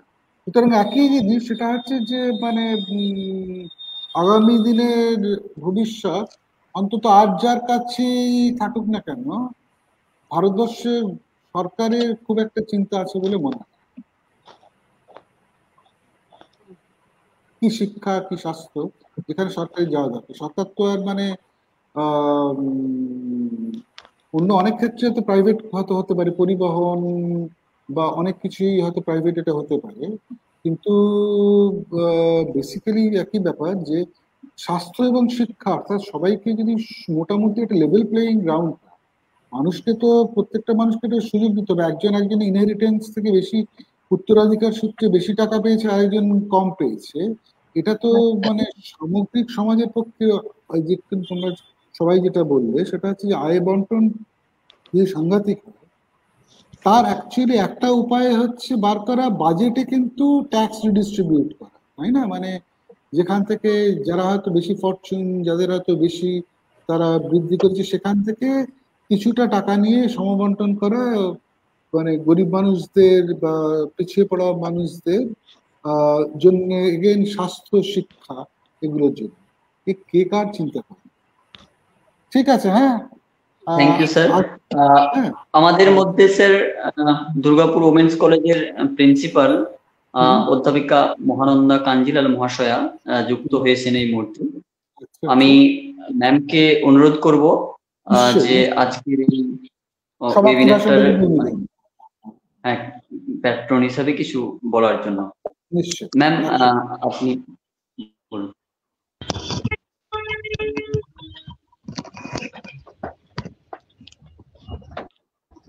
হ্যালো,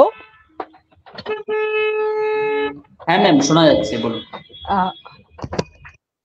শোনা যাচ্ছে? হ্যাঁ, আমি এক্সট্রিমলি সরি, আমি একটু রাস্তায় আছি, যার জন্য হয়তো আমাকে দেখা যাচ্ছে না ঠিক মতো। প্রথমেই আমি আজকের ওয়েবিনারে উপস্থিত মাননীয় এবং বিদগ্ধ অর্থনীতিবিদদের ধন্যবাদ জানাচ্ছি আজকের এই ওয়েবিনারে অংশগ্রহণ করার জন্য এবং সমৃদ্ধ করার জন্য। যে বিষয়ে আমাদের আজকে আলোচনা ছিল বাজেট, সেটা নিয়ে আমি পরে এটা ডিটেলে শুনতে একদম উদ্গ্রীব হয়ে রয়েছি, শুনবো পরে। আজকে আমি একটু ব্যস্ত ছিলাম বলে জয়েন করতে পারিনি। কিন্তু I'm really happy and thankful to all of the eminent scholars who have joined in today's webinar, এবং প্রকাশকে অনেক ধন্যবাদ যে এই প্রচেষ্টাটা নিয়েছে, এবং আমি চাইবো ভবিষ্যতে আরো এরকম অনেক আলোচনা সভা হোক, যেটা অত্যন্ত প্রয়োজন রয়েছে এখন ভারতবর্ষে। এবং যারা বিদগ্ধ মানুষ, যারা যে ব্যাপারে এক্সপার্ট, তাদের ওপিনিয়ন নিয়ে নীতি নির্ধারণ হোক।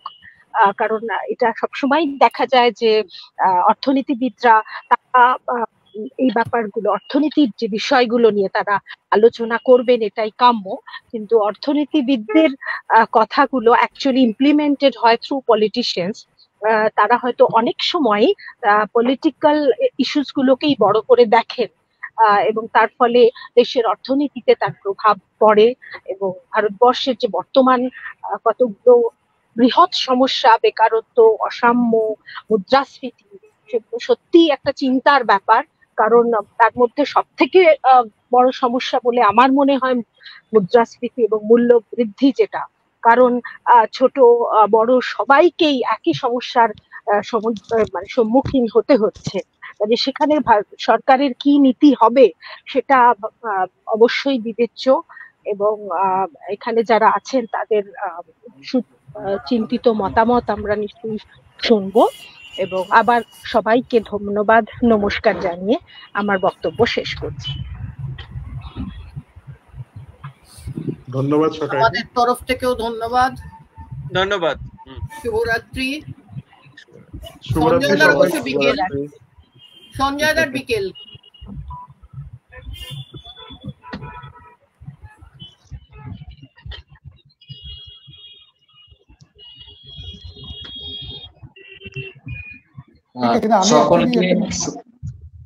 সকলকে শুভরাত্রি। তাহলে আজকের আলোচনা আমরা এখানেই শেষ করছি। সকলে শুভরাত্রি সকলকে। Thank you sir. শুভরাত্রি। ঠিক আছে, নমস্কার।